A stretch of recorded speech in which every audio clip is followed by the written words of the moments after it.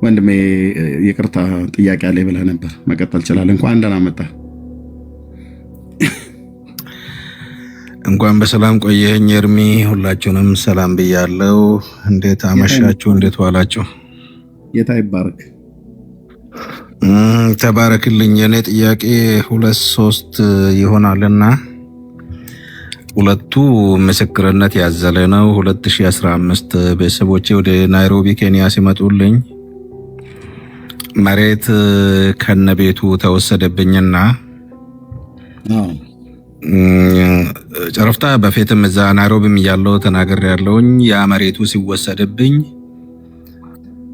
ከወንድሞቼ ተጣላው። በዛ በተወሰደው መሬት ምክንያት ከወንድሞቼ ተጣላውኝና ታላቅ እናቴ የምትጠራበት ታላቃችንና የመጨረሻው አሁን ከኔ ኋላ አንድ ብቻ ነው ያለው ከርሱ ጋር ተጣላን።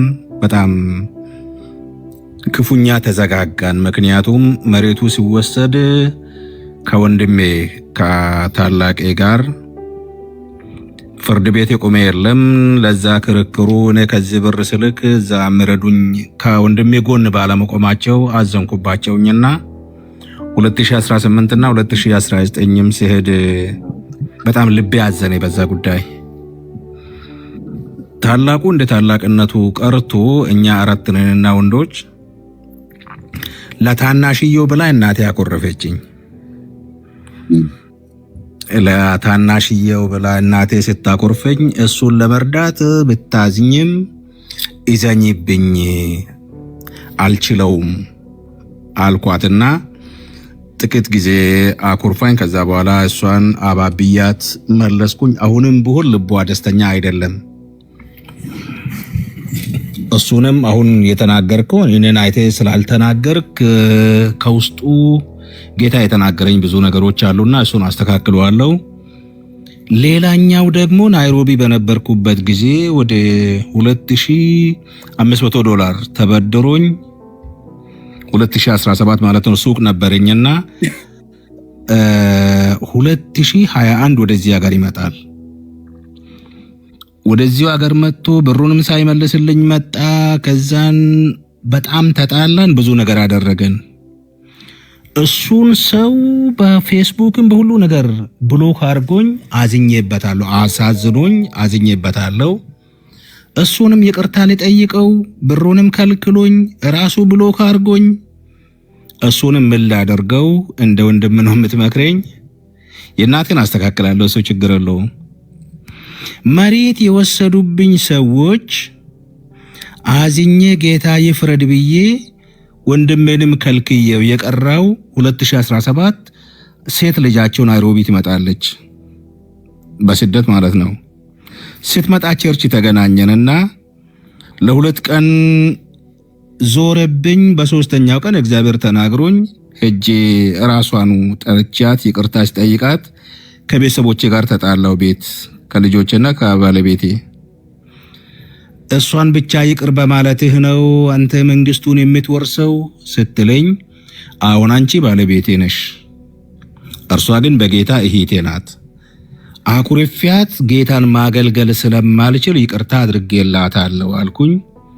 ከዛን ተቅበዘበዘች፣ ብዙ ነገር ሆነች። እሷ ተመልሳ ኢትዮጵያ ገባችና እዛው አገባች። ያንን ፈታው፣ እግዚአብሔር ፈታኝና ፈታው። አሁን ሌላኛው እስከ አሁን የከበደኝ ነገር ምንድነው? አንተ አምላካችንና ሃይማኖታችን ትሳደባለክ፣ አሁንም ማገልገሉን አላቆምክም በሚል ባለቤቴ ለቤተሰቦቼ ተናግራብኝ፣ ቤተሰቦቼ ኢቭን ትናንትና ደውለው ጠየቁኝ። ለምንድነው ቤት ውስጥ ያለው ጭቅጭቅ እኛ ጋር እስክደርስ የደረሰው? ለምንድነው የነገሩኝ? አባታችን ይሳደባሉ፣ ይሰድቡብናል በሚል ነው እንደምን ያስደወሉትና፣ አይደለም አምላካችን ይሰድባል ይበሉ እንጂ እኔ አምላካቸውን በመሳደቤ ለምንድነው እናንተ ጋር የሚደርሰው ነገሩ? እዚህ ጋር መፍታት ስንችል እንዴት ወደዛ ይሄዳል የሚለውን ነው። እቤት ውስጥ ራሱ ቅድም በውስጥ አውራኝ ብያለሁ፣ ብዙም አላወራቸው ነገሮች አሉ እዚህ ላይና አገልግሎቱን ካላቆምክ የሚል አለመግባባቶች አሉ። ስቲል እኔ አገልግሎቱን ማቆም አልችልም፣ የዳንኩበትን ነው። ይሄንን ደግሞ ከዚህ አልፎ ወደ ኢትዮጵያ ሄደዋልና እንዴት ነው የማረገው? የ2017ቱን በይቅርታ ውስጥ ያገኘሁትን በረከት ከዚህ በፊትም ተናግሬ ያለሁኝና ሶስተኛው ልጄ ከጓደኛው ጋር ተጣልቶ ጥርሱ ወለቀ። ያንን ይቅር በማለት እግዚአብሔር ራሱ ሶስተኛ ጊዜ ጥርሱን አብቅሎልኝ የተኛው ጥርሴ ነው የወለቀው ብዬ ስጠይቀው እኔ ራሴ አላቅም እስከምል እግዚአብሔር ተአምርን ሰርቶልኛልና ይቅርታን ምንነት አውቃለሁ። ይሄ ነገር ግን ክርስቶስን ማገልግልህን አቁም፣ ስለ ቁርአን መናገርህን አቁም በሚለው የሚደረገው ክስ እንዴት ብዬ ነው መተው የምችለው የሚለውን ጥያቄ ካበዛውብህ በእንትን ትጠይቀኛለህ። ችግር የለውም። ያ ይሄንን ነው። ቴንኪዩ ጆዬ ኡስታዝ ተባረክ። እግዚአብሔር አምላክ ረድቶሃል፣ አግዞሃል። እንዳንተ አይነት የሃይማኖት መሪ የነበረ ሰው ከዛ ካለ መንፈሳዊ በነበርክበት ሃይማኖት ውስጥ ያለ ዕውቀትና ያለ ተሰሚነት ያለ ተደማጭነት ክብሬ ሳትል ለክብሩ ስሜ ሳትል ለስሙ ብለህ አምነህ ጨክነህ በዚህ ባለፍክባቸው የህይወት ዘመን ስለ ስሙ ተሰደህ ከሞትም ያመለጥክ ሕያው ምስክር ነህ፣ ስለ ጌታ ስለ ኢየሱስ ማለት ነው። እንዳንተ አይነት ሰዎችን ከሌላም ሃይማኖት ከእስልምና ሃይማኖት የመጡ በሃይማኖቱ ቤት ትልቅ ዕውቀት ያካበቱ ትልልቅ መምህራን እንደዚህ ስናይ በጣም እገረማለሁ እኔ ጌታ እግዚአብሔር በሚያውቀው ማለት ነው። እና ጌታ ረድቶሃል ኡስታዝዬ፣ በእውነት ለመናገር የእግዚአብሔር ጸጋ የእግዚአብሔር አብሮነት እንደውም ካንተ ህይወት እንሰማለን ጌታ ቢፈቅድ ያለፍክባቸውን የህይወት ምስክርነት በተነግረን ለብዙ ትውልድ መፈወሻ ምክንያት ስለሚሆን ማለት ነው። ኦኬ የጠየቀኝ ጥያቄ እኔ እንግዲህ ባለኝ በጥቂቱ እውቀቴ ባለኝ መረዳት መሬትህን የነጠቁ ወደ ጌታ በመምጣት ምክንያት ነው አይደል? አዎ። በቃ ከማዘርጋ ያለው ነገር ልትፈታው እንደምትችል እንዳወቀው ሁሉ ወደ ጌታ በመምጣትህ ምክንያት ቀድሞ ከዛ ቤተሰብ የተገኘነ አሁንም ቤተሰብህ ናቸው፣ ወንድሞች እህቶች ናቸው፣ እናት ናት፣ አባት ነው፣ ዘመድ ጎሳህ ትውልድህ ነው። የተወለድክበት ቀዬ አካባቢ ያ የእናንተ ርስት ነው። እንደማናቸውም እህትና ወንድም የራስ የሆነ ርስት ነበረህ። ጌታ ኢየሱስን በማመንህ ምክንያት ነው ርስትን የተነጠቀው ማለት ነው። ያ ዕብራውያን መልእክት ላይ ትዝ ይልሃል አይደል? እግዚአብሔር ቃል ምን እንደሚል መጽሐፍ ቅዱስ የላምጣ እንዴ? ቅዱሳንን ስላገለገላቸው ነው? አይ አይደለም። ኦኬ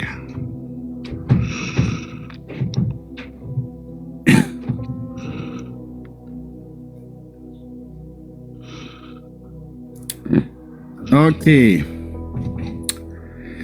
እሺ ዕብራውያን 10:34 አካባቢ ላይ ማለት ነው።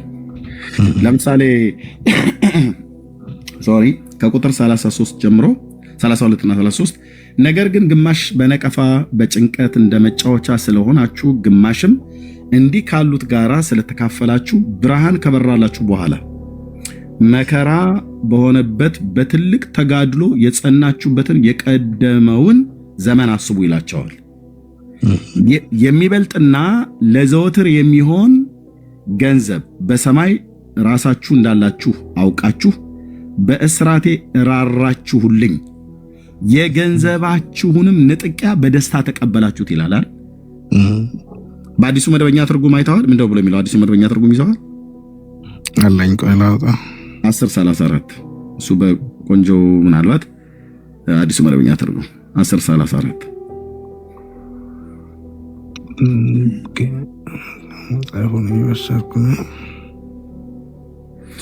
እናንተም ራሳችሁ የተሻለና ለዘወትር የሚኖር ሀብት ያላችሁ መሆናችሁን ስለምታውቁ ለታሰሩት እራራችሁ ካለ በኋላ ንብረታችሁም ሲዘረፍ በደስታ ተቀበላችሁ ይላል። ንብረታችሁ ምን ሲል ሲዘረፍ ምንድነው የሆንከው? ኡስታዝዬ በወንድሞች ምንህ ነው የተዘረፈው? መሬት ያው ጥሪት ንብረትህ አይደል? ያ እነኚህ ቅዱሳን ወገኖች በደስታ ተቀበሉት አይደል? ያኔ ያዛ ላይ አሁን ምጨምርልህ ወንድሜ የደርግ ወታደር ነውና የሰርቶ መሳያ ዘበኛ ነው፣ መሳሪያ አለው። እኔ ልጆችን ወደ አንተ ልኬ እነኚህን ቤተሰቦች በመሳሪያው ረሽኛቸው መጣለው ስለኝ እግዚአብሔርን ፍራ ነው ያልኩት። ኖ አሁን ወንድምነት ነው ካሞን እነዚህ ቅዱሳን ንብረታቸው ሲዘረፍ በደስታ ተቀበሉት አይደል? በደስታ ተቀበሉት። አንተ ንብረትን ነው አይደል የተዘረፍከው? የስ የራስን ሀብት ነው አይደል ያጣኸው? እውነት ነው። 18 ዓመት የኖርኩበት አይ ነው። ንብረትን ለማጣት ኡስታዝዬ፣ ንብረትን ለማጣት ምክንያት የሆነ ጌታ ኢየሱስ ክርስቶስን በማመን እሱን በመከተል ነው አይደል? ያ የአባቶቼ አምላክ ቅዱስ ልዑል እግዚአብሔር ምስክር ነው። በደስታ ተውላቸው፣ የሰራዊት ጌታ እግዚአብሔር ቆጥረህ የማዘልቀውን የበረከት ምንጭ ይነድልልሃል። ተውላቸው። በእውነት ነው የምለው ኡስታዝ፣ ተውላቸው። ምክንያት የሆነው አንተ መሬቱ እንደማይገባ ቆጥረው አንተ ሌላ የዲቃላ ልጅ ስለሆንክ አንተ ሌላ የማይመለከተ ሰው ስለሆንክ አይደለም። የሚመለከትህ ነው 18 ዓመት የኖርክበት ሀብት ንብረትህ ነው። ይህንን ሀብት ንብረትን የተዘረፍክበት ምክንያት አንተ አንደኛ የመስጊድ ኢማምነት ታላቅ መምህር የነበርክ ሰው ነህ። የአንድ መስጊድ አስተዳደር አይደለም የወረዳ መስጊዶችን ታስተዳድር የነበርክ ትልቅ ፖዚሽን ላይ ያለ ሰው ነህ። አንተን የሚያከል እዛ ፖዚሽን ላይ ያለ ሰው በክርስቶስ ፍቅር ልብ ተሸነፈ። ለዚህ ፍቅር ለዚህ ጌታ ተማረክና ለዚህ ጌታ ከቤተሰብህ ተሰደድክ። በስደት ምድር በኬንያ ኖርክ። አሁን ወደ አሜሪካ ብትመጣም ኖርክ። ባለፍክባቸው የህይወት ጎዳናዎች ሁሉ የመራህ እግዚአብሔር ነው። ስለዚህ አባቶቻችን በዚያ ዘመን የነበሩት ንብረታቸው ሲዘረፍ ስለ ክርስቶስ ማለት ነው ሲነጠቁ ሀብት ንብረታቸው ከከተማ ከቤት ሲያሳድዷቸው በደስታ ነው የተቀበሉት። በደስታ ተቀበለው። ተውለት ለዛ ወንድምህ። ሕያው እግዚአብሔር ምስክር ነው ኡስታዝዬ፣ ተውለት። በዚህ ምክንያት ታላቅ ወንድምህ መሳሪያ አንስቶ ሄዶ እንዳይገላቸውም ለምነዋል። አንተም እንደዚህ እንዳታደርጉ ተውለት። የሰራዊት ጌታ ቅዱስ የእግዚአብሔር ልጅ ኢየሱስ ክርስቶስ ምስክሬ ነው። ብድራትን በዚሁ ምድር ላይ እነሱ እያዩ እግዚአብሔር በሚበልጥ ክብር ይባርካል። አሜን። በሚበልጥ ክብር አልኩ። ጌታ ኢየሱስ ምስክር ነው። ደውላለሁ፣ በውስጥ ጸልይልሃለሁ፣ በውስጥ እናወራለን። ፕሊስ ኡስታዝዬ፣ አንዱ ይሄን ነው። ተውላቸው መሬቱን። ምክንያት የሆነው ያንተ ንብረት ለመዘረፍ ምክንያት አድርገው ለዘረፋ ሀብትን፣ ንብረትን፣ ቤትህን የኖርክበትን ምክንያት ያደረጉት ኢየሱስን ነው። በክርስቶስ ኢየሱስ ምክንያት ነው። እሺ፣ ሌላው በሃይማኖት ምክንያት ሃይማኖታችን እየሰደበ ነው ብሎ የሚለው አንተ ሃይማኖታቸውን አልተሳደብክም፣ ያለውን ሪያሊቲ ነው የምታወራው። ቁርአንን እንደ ውሃ የጠጣህ ሰው ነህ። በአማርኛ ሳይሆን በአረብኛ፣ በአማርኛ ሳይሆን በአረብኛ ሳይሆን በአማርኛ እያመሰጠርክ በትርጓሜ የምትናገር ትልቅ የሃይማኖት ሰው ነህ። እዚህ ሶሻል ሚዲያ ላይ አይደለም ማንም ከሚባሉት ይልቅ እስልምና መስማት ካለበት አንተ ጋር ነው ሰው መምጣት ያለበት። የምትሳደብ ሰው አይደለህም። ግን በመናገር ለነሱ ስድብ መሰላቸው፣ ለባለቤቱ ሁሉ ጭምር ማለት ነው። የተቀረውን በውስጥ አወራሃለሁ። ይሄንን አገልግሎትን እንዳትተው፣ እንዳትተው፣ በምንም አይነት መልኩ እንዳትተው። በዚህ ምክንያት ሰላማችን የቤታችን ተናጋ ብላ የምትል አይነት ከሆነ እህታችን ባለቤት ማለት ነው፣ እሱም በውስጥ ማውራት ያለብን እናወራለን። ደግሞም ከኔ ጋር ጾም ጸሎት ይዘን እንጸልያለን። ብራዘር ያዳነህ ኢየሱስ ያዳነን ኢየሱስ ሚስትህንና ልጆችን ጌታ እግዚአብሔር ወደ መንግስቱ የሚጠራበትን መንገድ እንዲያደርግ እንጸልያለን። ቃል እገባልሃለሁ። አገልግሎቱን እንዳታው። ሶስተኛ ከማዘርጋ ያለውን ነገር ጨርሳለሁ ብለኸኛል። አራተኛው ምን ነበር? አንድ ቀራለ።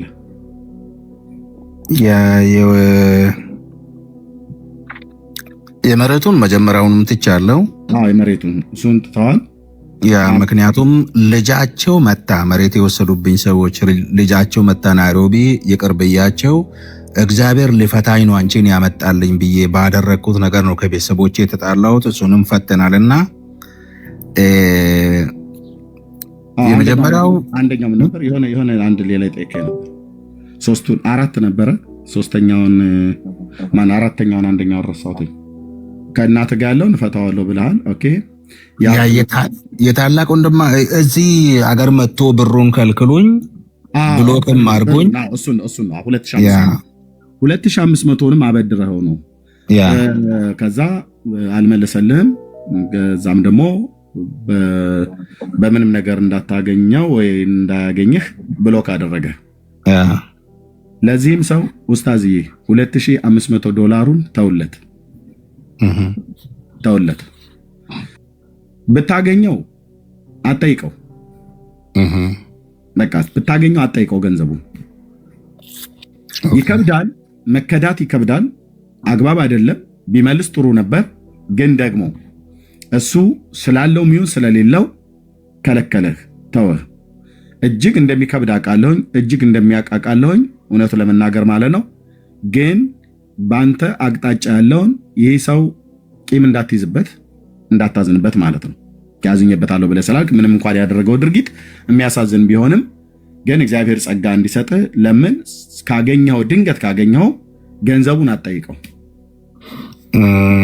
እሱን ትንሽ ሳብራራለ ገንዘቡን ትቼዋለሁ። እዛ እኔ 7 ቤተሰብ ይዤ እሱ ብቻውን ሆኖ እዚህ ሀገር መጥቶ ብሩን ሲጠይቀው ሲከለክለኝና ሁለተኛ በዚህ ጉዳይ ብታነሳብኝ እቦልክሃለሁ ብሎ ያለኝን ሜሴጅ ሁሉ ስክሪንሻት አድርጌ ልኬለታለሁ። ደጋግሜ እንዴት በገንዘቤ ትቦልከኛለህ? ስጠኝ ስል አለኝ ብለህ 100 ብር ብትልክልኝ እኮ እዛ ቤት ኪራይ ይከፍልልኛል፣ የሆነ ነገር ያደርግልኛል በሚል ተነጋገረንና እዚህም ነገር ከመጣው በሰው አፈላልጌ አናገርኩት። በቃ የሆነ እንደ ዋዛ ነገር አድርገው አጣጣለኝ። እዚህም ነገር ከመጣም በኋላ ከዛን አጋጣሚ ቸርች ተገናኘንና አወራሁት። ከዛን በኋላ ትንሽ እስከ ተወሰኑ ወራት አብረን ሄደን ያንን ነገር ሳነሳበት ያውም በጌታ የሚያምን ሰው ነው፣ ቸርች ያገኘው ሰው ነው። በቃ መሆኑ ነዋ። የዛንም ጌታን አምኜ አይደል የሰጠሁት። ከዛን በኋላ ያሉትን ሜሴጅ ኦሮምኛ ነውና ፎርዋርድ ላደርግልህ እችል ነበር እንዳለ ሁሉም አለ። እንዲህ ስታረገኝ እኮ እኔ ክርስቶስን ብዬ ነው ቤተሰቦችን እጂ ለቤተሰቦቼ ያላልኩትን ነገር እየሰጠሁ እኮ ክርስቶስን ብዬ ነው። ባይኖርህ እንኳን የለኝምና ይቅር በለኝ ለምን አትለኝም? ይቅርታ ለምን አትጠይቀኝም? እንደ ወንድም አሁንም ቢሆን እንዲህ ይህንን ነገር የለኝም አልሰጥህም በለኝ፣ እሰጥሃለሁም በለኝ። ለምንድን ነው የምትዘጋኝ? ከዚህ በኋላ አላቅም አታቀኝም ብዬ ሜሴጅ ተጻጻፍን። ከቸርች ከተገናኘን በኋላ ማለት ነው። ከዛም ብሎክ አረገኝ። አንድ ስቴት ላይ ናችሁ? ያ እዚሁ ሚኒሶታ ነው ያለው። ቸርች ታገኘዋለህ? የተለያየ ቸርች ነው የምናመልከው። እኔ ግን ለአገልግሎት ተጋብዤ እነሱ ቸርች ሄጄ ያገኘሁት ብትሄድ ታገኘዋለህ ማለት ነው። እሱ በአንድ ላይ ነው ያለው። ያ ኡስታዝ ይሄንንም አሁን ምንም ማድረግ አትችልም። እኔ ለሚበልጥም ክብር አንደኛ መንፈሳዊነቱም የሚለካው በዚህ ነው። እሱ እንግዲህ አምኖበትም ይሁን ሳያምን ቢሰጥህ መልካም ነበር። በቅርብ ነው ወደ አሜሪካ ምድር የገባው። ቤተሰብ እንዳለ አውቃለሁኝ። ሊረዳህ ሊያግዝህ ሲገባ እንዳይገልጋይነትህ ማለት ነው። ሊረዳህ ሊያግዝህ ሲገባ አብሮህ ሊቆም ሲገባ ያን ከማድረግ ይልቅ እንደውም በተቃራኒ ያንተን እዛው በኬንያ ሀገር ላይ እንኳን እያለ በጥቂቷ እንኳን ጊዜ ባወኩ ጊዜ ላይ የነገርከኝን አንድ ጊዜ አስታውሳለሁ። እና ሊያግዝህ ሲገባ አላደረገም። እሱ እዚህ ያለ ነው እናንተን እግዚአብሔር እንትን ብሎኝ በዛን በእናንተ በኩል ሰዎች ሲረዱኝ የነበረው እርሱ እዚህ ያለ ነበር ሲቸገር የነበረው። የሚገርም ነው። እሱ ስራ አለው።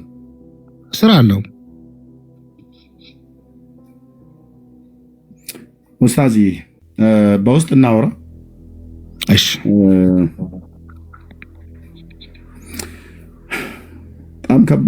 በጣም ከባድ ነው። ስንቶቻችን በእውነት በምን አይነት ህይወት ውስጥ እየተመላለስን ጌታን እንደምናመልክ ወንድሞቻችንን እየበደልን እየጎዳን እያሳዘነን አሁን ከተወሰደበት ብር በላይ ድጋሚ ከጠየከኝ ሰው በራሱ ንብረት እንኳን እንዴት ለመጠየቅ እንኳን አይፈልግም። በቃ ተውለት። ጌታም ራሱ ይሄን አይደል ብሎ ያለው በቃ ተውለት። መልሶ እንዲሰጥ ልስጥ እንኳን ብሎ ቢላ አትቀበለው። በእውነት ኡስታዝ ኦኬ አትቀበለው። እግዚአብሔር የሚበልጥን ነገር ይከፍልሃል። ምክንያቱም ኖ በሽማግሌ አይጠየቅም። በሽማግሌ ሄዶ ከሚጠይቀው እኔ እዚህ ቅዱሳን ወገኖች በጽድቅ የምታገለግሉ ወንድሞችና እህቶች የጌታ ልብ ያላችሁ ሰዎች ይህን $2500 በበጎ ፈቃደኝነት አሰባስበን ብንሰጠው እኔ እናንተን ብለምን ይሻለኛል። እሱ በሽማግሌ እሱን ከሚለምነው ማለት ነው። ወንድሞችና እህቶች በእውነት ጌታን በቅንነት የምታገለግሉ ሰዎች $20 $25 $50 $100 ያላችሁ ሰዎች ይህንን $2500 አንድ ቀን ጊዜ አመቻችተን ሰብስበን ለሱ ለወንድማችን ብንሰጠው ይሻላል። ለዛ ሰው ቢተውለት። አገልጋይ ወንድም ነው ጆ እንዳልኳችሁ ከእስልምና ሃይማኖት ነው የመጣው። ትልቅ ፖዚሽን ላይ ያለ ሰው ነው። የወረዳ መስጊድን የወረዳ ቤተ ክህነት እንደሚባለው የወረዳ መስጊድን ወይ ደግሞ የወረዳውን አካባቢ ላይ ያለውን ዋና የወረዳ እስልምና ጉዳይ መምሪያ ክፍል ዋና ኃላፊ ነበር። ኡስታዝ ነው፣ መምህር ማለት ነው። የምታውቁት እዚህ ሶሻል ሚዲያ ላይ ታውቁታላችሁ። እና እንደዛ ብናደርግ ይሻላል አይደል ሶሊ? እንደዛም አናደርግም። እኔ እስከዛሬ ረዳኝ ጌታ ታማኝ ነው። በሽማግሌ አልጠየቅም፣ አገር ቤትም አልጠየቅም። እንኳን እዚህ ለቸርችም አልናገርም። እንኳን በሽማግሌ ለማስጠየቅ አላደርግም። የሚያላችሁ ሰዎች በማንም አይጠየቅም፣ አላስጠየቅም። ይተውለት። እሱንም ካገኘሁት በራሴ ፈልጌ ሰላም እለዋለሁ፣ ብሩንም ትቼልሃለሁ እለዋለሁ። እነኚህ ቅዱሳኖችንም እዚህ ማስቸገር አልፈልግም። አሁን እግዚአብሔር ይረዳኛልና ጸልዩልኝ። እናቴን አሁን ማስደሰት ፈልጋለሁ። ቢችል ጌታ ቢረዳኝ ለታናሹ ወንድሜ እናቴን ደስ እንድላት። አሁን እናቴ ከ90 ዓመት በላይ ወደ 100 እየገባች ነውና በሁለት ነገር ነው የምታዝነው። አንድ መቼ ነው አንተ ተመልሴ እኔን ደስ የምለኝ ትላለች። ሁለተኛው ደግሞ ባታወራ መቼ ነው ለኔ ለልጁ ቤት እንድሰራላት ትፈልጋለች። እኔ አሁን በምንድነው ተመልሰህ ማለት ወደ እስልምና ሃይማኖት ተመልሰህ ማለታቸው ነው ማዘር? በእኔ ወደ እስልምና መመለስና ለታናሽ ወንድሜ ቤት መስራትን ነው የምትፈልገው እሷ ከኔ። ያኛን እንደማይሆን ነግሬያታለሁ።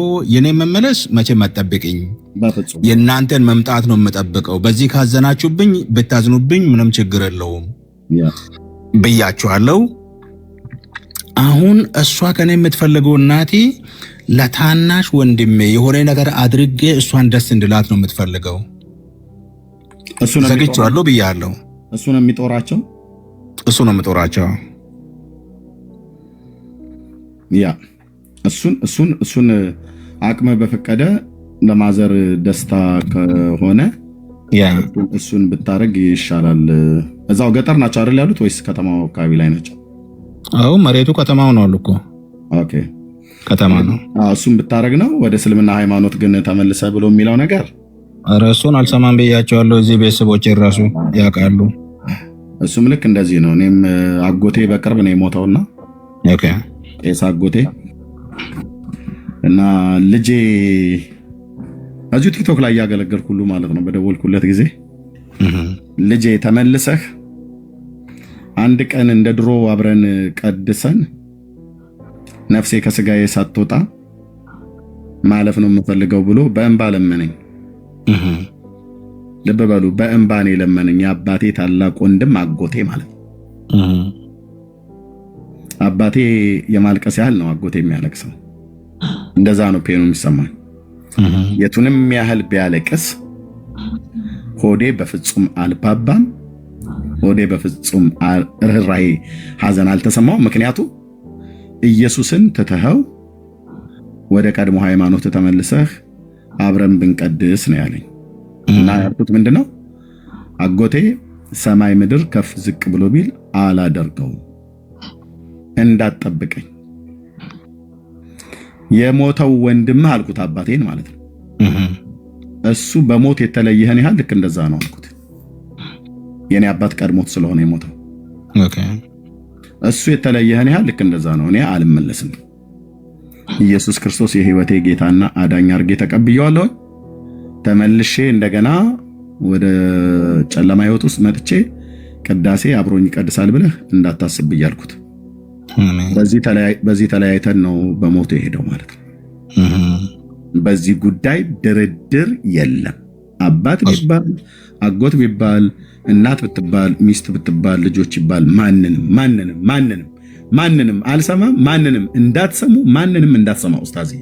ያንተ ሙሳሌ እሱንማ እናቴ እኮ ባጠባው ጡቴ በተሸከምኩ ማህፀኔ ይዣለሁ ስትለኝ አራራራ ከክርስቶስ ይልቅ ሰውን መስማት ኃጢአት ነው፣ በዚህ አትምጭብኝ፣ እንደዛ ከሆነ እኔ ነኝ የምቀየምሽ ብያት አገር ቤትም እያለን ከዚህም ከእርኩኝ በኋላ አሁን በስልክ ራሱ በናወራቸው ሁሉ ነገር እንግዲህ የልብን ያቃል ነው እንጂ የምትለው አውጥታ እንኳን አትናገረኝም እናቴ እስካሁን። ያንን ያቃሉ፣ ቁርጣቸውን አውቀዋሉ። በቃ አሁን ይሄ ለታናሽ ወንድምህ ማዘር እንዲደረግላቸው የሚፈልጉትን ነገር እሱኛውን አቅም በፈቀደ ልታደርገው የምችለው ነገር አድርግ። እናወራለን በውስጥ መስመር። ወሳኝ ጥያቄዎች ነው የጠየቀው። አገልግሎቱን እንዳትተው፣ የመሬትህን የሀብትህን ንጥቂያ በደስታን የተቀበሉት በቀደሙት ዘመን የነበሩት። ምክንያቱም መሬት የተዘረፈበት ምክንያት ጌታን በመቀበልህ ነው። አንተ ወሳኝ ሰው ነህ፣ ትልቅ ሰው ነህ። በሃይማኖት ውስጥ የወረዳ ጠቅላይ ቤተ ክህነት የእስልምና መሪ የነበርክ ሰው ነህ። በጣም የምትፈራ የምትሰማ የነበርክ ሰው ነህ። ያንተ ወደ ጌታ መምጣት እንግዲህ ድንጋጤ ፈጥሯል በቤተሰቦች በሚስትህም ላይ። እኔ ግን በጌታ ፊት ጸልያለሁ፣ ሚስትህንም ሁሉ ጭምር የሰራዊት ጌታ እግዚአብሔር አሳልፎ ብዙ የምናወራቸው ነገሮች አሉ በውስጥ በቃ እና አገልግሎትን አትተው። ያለውን የተጻፈውን ቁርአኑን፣ ሐዲሳቱን፣ ተፍሲሩን በሙሉ የምታውቅ ሰው ነህ። የተጻፈውን ሪትን የሆነውን ነገር ያለ መረጃ የማታወራ ሰው መሆንህን በዚህ በተዋወቁባቸው ጊዜያት አይ ቲንክ 2 ዓመት አይሆንም ከተዋወቅን፣ ኦልሞስት ከዛ በላይ ነው። አይቻለሁ፣ ሰምቻለሁ። ያለ መረጃ የማታወራ ሰው እንደሆንክ ተረድቻለሁኝና ይሄንን አድርግ ኡስታዝዬ። እደውልልሃለሁ በቃ በውስጥ መስመር። ተባረክ። በውስጥ አውራኛ፣ የተቀረውን በውስጥ እናወራለን። በደንብ ማወራ ብዙ ማውራክ ነገሮች አሉ። አሁን እዚህም ቸርች ብዙ ቅድም ስትናገራቸው የነበሩ ነገሮች እንዳለ እኔ ጋርም አሉና እኔ በግል ጉዳይ ቸርችን አላኮርፋትም። እዚህ ላይ ማላወራቸው ብዙ ነገሮች አሉና በውስጥ እናወራለን። እሱን በውስጥ እነግርሃለሁ። ይሁን ካልከኝም እሱንም አደርገዋለሁ፣ አይሁንም ካልከኝ ደግሞ አንተ ራስህ ትወስነዋለህ በኋላ። ቴንክ ዩ ኡስታዝዬ፣ እደውልልሃለሁ ነገ ወይ እንደዚህ እንደዋወላለን። እሺ። ቴንክ ዩ። ኦኬ፣ ተባረኩ ወገኖች። ጌታ ይባረክ፣ ለእግዚአብሔር ክብር ይሁን። በውስጥ እናወራለን። ሶሊ ኦኬ፣ ጸጋ ይብዛላችሁ። ሌላ ጥያቄ ያለው ሰው ካለ የአንድ 2 ሰዎች መቀበል እችላለሁ። አጭር የሆነ ካለ ኤፊ። በጣም ገርሞኛል ዛሬ ባንተ ሁልጊዜ ባንተ እግዚአብሔር ይናገራልና መንፈስ ቅዱስ ባንተ ውስጥ ሲናገር እንደነበረ ብዙ ነገር እረዳለሁና የሚገርም ቃል ስትናገር ልክ ለኔ እግዚአብሔር ያን ቃል ሰጥቶኝ ነበር፣ አላቋርጥም ብዬ ነው። ስለ ዲዎች መከራ፣ ስለ ችግረኞች አሁን እነሳለሁ የሚለውን ሰጥቶኝ ወዲያው ተናገርከው። ለኔ ሰጥቶኝ ነበር፣ የመንፈስ ቅዱስ አቃብሎኝ ነበርና ኮንፈርሜሽን እንዲሆንልኝ ነውና የእግዚአብሔር መንፈስ ባንተ ውስጥ ትልቅ ነገር ነው ዛሬ የሰራውና መንፈስ ቅዱስን ባንተ ውስጥ ተናገረ። ክብሩን እግዚአብሔር ውሰድ። ይሄን ልነግርህ ብዬ ነው፣ ኮንፈርሜሽን ልስጥ ብዬ ነው። ቃሉን ሰጥቶኝ ነበር፣ ወዲያው ሰጥቶኝ፣ አንተ ደግሞ ተናገርከውና ክብር ለእግዚአብሔር ይሁን። ይሄ ሊል ነው። ቀጥል ልምዬ፣ ስራ ላይ ስለሆንኩ ነው። ነገር የለም። እሺ ተባረክ፣ ጸጋ ይብዛልህ። ጸጊ ያለሽ ቢኒ እንግሊዞች ሁለቱም እንግሊዞች ናቸው። አይ ቲንክ እነሱ ጋር ሚድናይት አልፎ ኦልሞስት ሊነጋ አይደል? ኦኬ ጸጋ ይብዛላችሁ፣ ተባረኩ። ኦኬ ሌላ ሰው ካለ አንድ ሰው ወይ ሁለት ሰው ሊቀበል ይችላል። እሺ ጸግሽ። ኦኬ እህትየው ላወርዳት በኋላ እንዳረስ።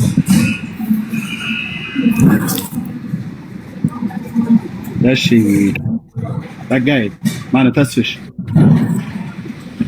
አቤት ሰላም ለእናንተ ይሁንላችሁ። እርም እንዴት ናችሁ? ጥያቄ አለኝ። ስራ ቦታ ነው ያለሁት። ፕሌስ ያንተ ስልክ ቁጥር ይፈልጋለሁ።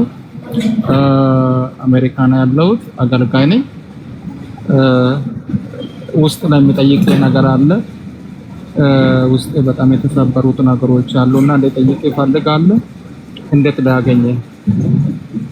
ፎሎ ባክ እንችላለን። በውስጥ ስትወጣ ሜሴጅ ጻፍልኝ። በዚህ ኮሜንት መስታው ላይ ሳይሆን በውስጥ ነው። ኦኬ ዋትስአፕ አለ። ዋትስአፕ ስልክ ቁጥር ጽፍልሃለሁ። እዛ ላይ አንተ ጻፍልኝ፣ እኔም እጽፍልሃለሁ።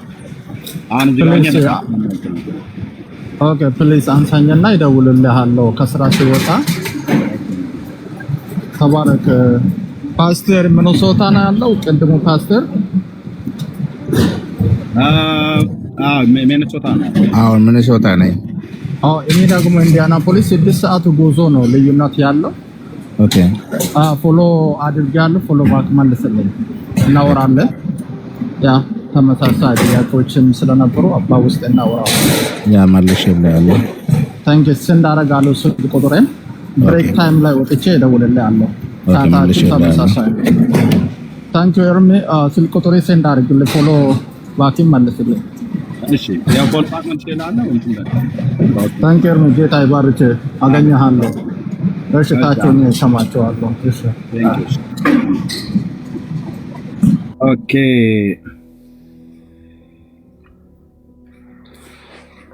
አሁንማ ኡስታዞቹ እየተሰበሰቡ ነው። ደረሳዎች ናቸው የቀሩት። አብዶ የመጣው እሺ እንኳን ደህና መጣችሁ። ማን ነው እንዴት ነው ማነበው? ቅመሜ ነው ቅመም። አቤት ሰላም ላንተ ይሁን ኤርሜ። ሰላም እሺ። እንዴት ነሽ እህቴ? እግዚአብሔር ይባረክ። እኔ ድንገት ነው የገባሁት። በቃ የእግዚአብሔር ጊዜ ስለሆነ ብዬ አስባለሁና እግዚአብሔር ይባርክ። ስታስተምር መሀል ላይ ነው የገባሁትና ግን አንድ ጥያቄ ያለኝ ጥያቄ ነው መልስ ለማግኘት ስለፈለኩ ነውና ይቅርታ በመጠየቅ ጉዳይ ማለት ነው። እኔ ይሰማል ድምጼ? ይቅርታ። እኔ ያላባት ነው ያደግኩት። ያላባት ማለት ምንድነው? እናትና አባቴ ተለያይተው እናቴ እኔን ስታረግዝ ነው አባቴ የተለየው። ከዛ በኋላ ያው በእንጀራና አባት ነው ያደግኩት ማለት ነውና የአባት ፍቅር የሚባለውን ነገር ብዙም አላውቀውም፣ ሴንስም የለኝም። ምክንያቱም በእንጀራ አባት ስላደግኩኝ ማለት ነው። እና እስከ ቅርብ ጊዜ ድረስ እግዚአብሔር ስላስተማረኝ ጌታ በሚገባኝ ነገር አባቴ ነብይ ስጠራው ሴንሱን ስለማላቀው ግን በቃ የሌሎችን ሰዎች እያየሁኝ በቃ ጌታው እንደዛም አልልህም እንደሚገባኝ ግን በቃ አንተ አባቴ ነህ እያልኩ ብዙ ጊዜ እጠራለሁና ምን ልልክ ነው ብዙ ጊዜ እንደዚህ ሰዎች ይጠይቁኝና ለምን ይቅርታ አትይውም ብለው ይሉኛል ማለት ነው። እኔ አልተቀየምኩትም። እኔ ያለሁት ውጭ ነው እና ልክ እኔ ወደ ውጭ ልመጣ ስል ልጄ ብሎ መጣ ማለት ነው። እና እኔ በግድ ነው ራሱ እስከዛሬ የተነበረ እሱ አሁን እኔ ወደዚህ ልመጣ ስል ነው እንዴ እንደዚህ እሱ እኔን ለማናገር የሚፈልገው ብዬ በጣም ልቤ አዝኖ ስለነበረ አላዘንኩበትም። ግን በቃ ሴንሱን ስለማላቀው እና እዚህ ከመጣውን በኋላ ሰዎች ለምን ይቅርታ አትዩ ምናምን ብለው ይሉኛል። እኔ እኮ አላዘንኩበትም፣ ክርስቲያን ነኝ። እና ግን እስካሁን በህይወቴ ኖር አይኑር እስከማላቀው ድረስ ነው አባት እንዳለኝ ራሱ ረስቻለሁ፣ ሴንሱን ስለማላቅ ማለት ነው። ግን በህይወት እንዳለ ያው ሰማለሁ ከሌሎቹና ምንድነው ማድረግ ያለብኝ ኤርሜ? እኔ ውስጤ ምንም አላዘንም። ሴንሱም የለኝም። አሁን አባት ብዬ ስለ ራሱ ሴንሱ የለኝም። ይቅርታ መጠየቅ አለብኝ ወይ? ምክንያቱም ምንም ያዘንኩበት ነገር የለም። ያው ስላላደግኩ ነው፣ ሴንሱ ስለሌለኝ ነው የአባትነት የሚባለውን ነገርና ይሄን ምን ትመክረኛለህ? እግዚአብሔር ያዝንብኛል ወይ? አሁን እሱ ቢሞት በጌታም አይደለም ቢሞት እግዚአብሔር ይጠይቀኛል ወይ ይቅርታ ለማለት የሚለው ጥያቄ ነው። ኤርሜ ተባረክ። ተባረክ ከመሚ ጸጋ ይብዛልሽ። ወሳኝ ጥያቄ ነው። በእውነት በእንዲህ አይነት አስተዳደግ ማደግ ምን እንደሚፈጠር እኔ አልፌበት ስላላየው ህመሙ አይገባኝም። ሙሉ በሙሉ ምንም ልረዳሽ አልችልም የምትይውን ነገር ብዬ ልልሽ አልችልም። ቤተሰብን ማጣት፣ ያለ እናት ወይ ያለ አባት ማደግ፣ ያውም በህይወት እያለ ማደግ ምን ያህል ሊከብድ እንደሚችል ለሴትም ለወንድም እኔ በእናትና በአባቴ ላይ ስላደግኩ ማለት ነው። እና ፔኑ ምንም ልረዳሽ አልችልም ብዬ አልልም፣ ግን እረዳለሁ። ባላልፍበትም እረዳለሁ። እኔ አባዬ እያልኩኝ እንዳደግኩኝ አንቺ እንደዛ ብለሽ ለማደግ ያንን እድል አላገኘሽም። ለምን? በወቅቱ ከማዘር ጋር በተፈጠረው ነገር ፋዘር ትተውሽ ስለሄዱ ማለት ነው። ኦኬ እሳቸው ልጄ አይደለችም ብለው አይደለም አይደል የተውሽ? ያው ከማዘር ጋር በተፈጠረው ምክንያት ነው የተለያዩ። ልጃቸው እንደሆንሽ ያውቃሉ ያምናሉ ማለት ለዚህ ምን የመጡት ግጭት ነበረ። ያው እኔ እናቴ ከምትነግረኝ ነው የምሰማው፣ ምክንያቱም ስለማላቀው ስወለድም ያላባት ስለተወለድኩኝ ያው እናቴ እኔን 5 ወር ነፍሰ ጡር ሆና ነው የተለየሽ ነው የምትለኝ እሷ ማለት ነው። እና አገር ቤትም እያለው ምናምን ምንም ይሄ ላይክ አንጠያየቅም ምናምን እንደዛ ነገር አታችመንት የለንም። ግን አባትሽ እንደሆነ ግን 100% አምኛለሽ አይደል? ስለነገረችኝ አምናለሁ። ያ ምክንያቱም አለና አባትን እህቶቼ አሉ። እኔ 3ኛ ልጅ ነኝ። ከአንድ አባት ከአንድ እናት የተወለድንና አባቴ እንደሆነ አምናለሁ። ማዘር ስለነገሩሽ ማዘር አይዋሽም? አዎ አትዋሽም። ኡስታዝዬ ልመልስልሽ እያለ ነው ይመልስልሽ። ጆ እሷ ያለፈችበትን ነገር እኔ ስለምገባኝ አንተ በእናትና በአባት ስላደግ አይገባም። እኔ በ6 ወሬ ነው እናቴና አባቴ የተለያዩትና እኔ ይገባኛል። ያለ አባት ነው ያሳደገችኝ እናቴ። በዛው በእስልምናም ቁርአኑ ምንድነው የሚለው? ለእናት አባታችሁ መልካምን አድርጉ የሚለውን ተከትዬ ቤተሰቦቼ ራሱ ያስታረቅኩኝ እኔ ነበርኩኝ፣ በዛ በነበርኩበት እስልምና እንኳን በክርስቶስ። ስለዚህ አሁን ልልሽ የምፈልገው ነገር ምንድነው? አንደኛ በህይወት በመኖራቸው እድለኛ ነሽ። ምንም ባታደርግላቸው ይቅርታቸውን ተቀብለሽ መጽሐፍ ቅዱስ ሲናገር እንዲህ ይላልና ቢቻላችሁስ በእናንተ በኩል ከሰው ሁሉ ጋር በሰላም ኖሩ፣ ተወዳጆች ሆይ ራሳችሁ አትበቀሉ፣ ለቁጣው ፈንታ ስጡ እንጂ በቀል የእኔ ነው፣ እኔ ብድራቱን እመልሳለሁ ይላል ጌታ ተብሎ ተጽፏልና ብለው በሮሜ ምዕራፍ 12 ቁጥር 18 እና 19 ነው ያነበብኩኝና ቢቻላችሁ አባትነቱን ቢቻላችሁ በእናንተ በኩል ከሰው ሁሉ ጋር ስል ይሄ ሰው በስጋ አባትሽ ነው፣ ልጄ ብሎሽ መጥቷል። ከእናትሽ ጋር በተጣላው ነገር አንቺን እናትሽ በነገረችሽ ነገር ነው ልብሽ ይራቀውና ይሄ ሰው ዛሬ ጌታንም ባያቅ አባትሽ ነው አስገኝቶሻል። አባትሽ ሆኖ ያስገኘሽ የተጣላው ከእናትሽ እንጂ ከአንቺ ጋር ስላይደለ አትበቀሉ፣ ብትበደይ ራሱ አትበቀሉ። ይሄንን ቃል አስተምሬ መጥቼ ነው ልጄ ጥርሴ የወለቀው 2017።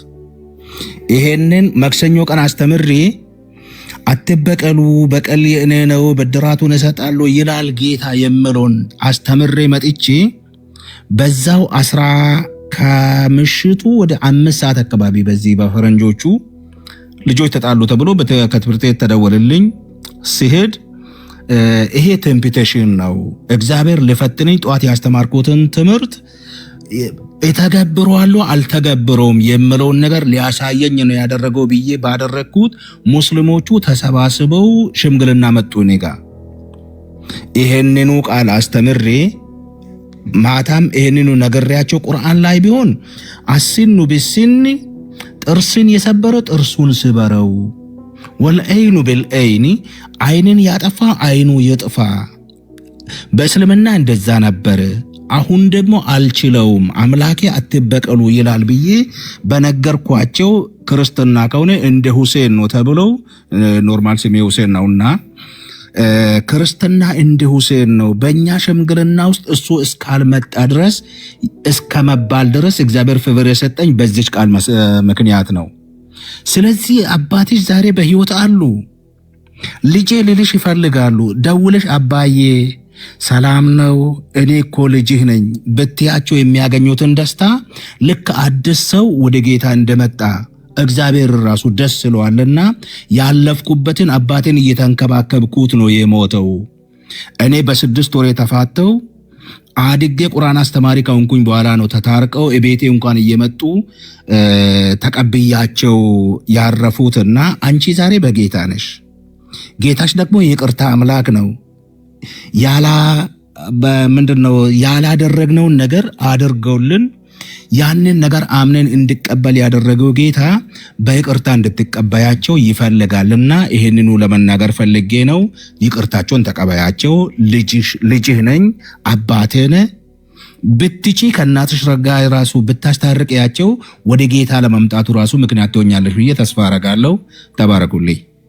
ይቅርታ በዚህ ላይ ለመጨመር እናቴ የለችም፣ አሁን በቅርብ ጊዜ በህይወት የለችም። ኦኬ። እሱ ደግሞ ኦልሬዲ ትዳር ይዞ ልጆች አሉት። ታስ ሎንግ ታይም ይሄ የሎንግ ጊዜ ነው የነገርኩት አሁን እዚህ እና ተለያይተው የራሱን ትዳር መስርቶ ልጆች አሉት ምናምን እና እኔ እንኳን ወደ ውጭ ከመጣ ኦልሞስት ከ15 ዓመት በላይ ይሆናል እና ያን ጊዜ ያየሁት ነው በህይወት በአካል እና ቢሄድም እንዳልኩክ ምንም ሴንስ ለሌለኝ እሱም ስለማይጠየቀኝ ግን ያው ትሰማለ ማለት ባታቅም በቃ የሆነ ከሌ መጥቶ ነበር ምናምን ተብሎ የእናታችን ለቅሶ ጊዜ መጥቶ ነበር እያለቀሰ ነበር ምናምን ሲሉ እሰማለሁ፣ ይሰማኛል። ግን በቃ ውስጤ ያዝናል ሴንሱን ስለማላቀው ማለት ነው። እና እሱ ልል ነው። የት ሀገር ነው የምትኖሪው እህታችን? አሜሪካ ነው የምኖረው። አባትሽ የት ነው የሚኖሩት? ገጠር ነው ወይስ ከተማ? አዲስ አበባ ከተማ ውስጥ። አዲስ አበባ ነው የሚኖሩት? ከወጣሽ ጊዜ ጀምሮ ደውለሽላቸው ታውቂያለሽ? አላቅም። 15 ዓመት? አዎ። እሱም አይጠየቀኝም፣ እኔም አላቅም። አይጠየቀኝም እኮ። አዎ እኮ አሁን እሳቸው ከኢትዮጵያ ወደ አዲስ አበባ ማለት ከአዲስ አበባ ከኢትዮጵያ ወደ አሜሪካ መደወል የሚችሉበት አቅም አላቸው? አይ የላቸው ማለት አቅም። አይ ቲንክ ሶ። እኔ ብዙ ስለማልቼክ ስለማላረግ ኢንተርናሽናል ኮል ስለሆነ ገንዘብ ያስከፍላል። አንቺ ስልካቸውን ታውቂዋለሽ? ኧረ በፍጹም። እኔ እኮ ግንኙነት እኮ የሚባል የለኝም። እኔ መተው ምን አሉሽ ያኔ ልትወጪ ስትይ? ልጄ ልትሄድ ነው ምናምን ብሎ የት ያሳደገኝን አባት ነው ዛሬ ልጄ የሚለኝ ብዬ ነው በቃ ያልኩትና ጎረቤቶች ናቸው እባክሽ ምናምን ብለው ራሱ ዝም ብዬ ሰላም ያልኩት ማለት ነው።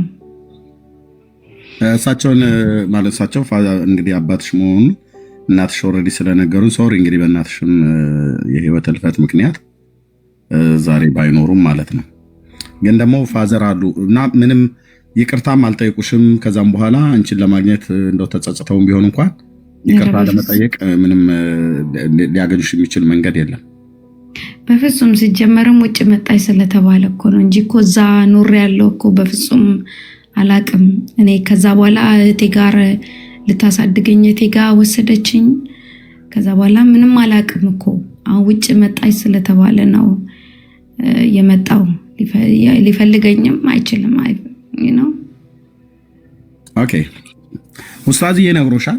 እኔ ከሱ የተለየ የምነግርሽ ነገር የለም። በሱ በተናገረው ላይ ግን ተጨማሪ የምነግርሽ ኤርሚ አንዴ እንትን ይላል ይቅርታ ነኝ ተናገርኩምና የአባትነት እንትን ስትል ግን አንድ ነገር ልበል። ምናባት ከኔ እንትን ከወሰደች እኔ የሁለት ወር ተረግዤ ነው አባቴ ወጣውና አላውቀውም ነበር።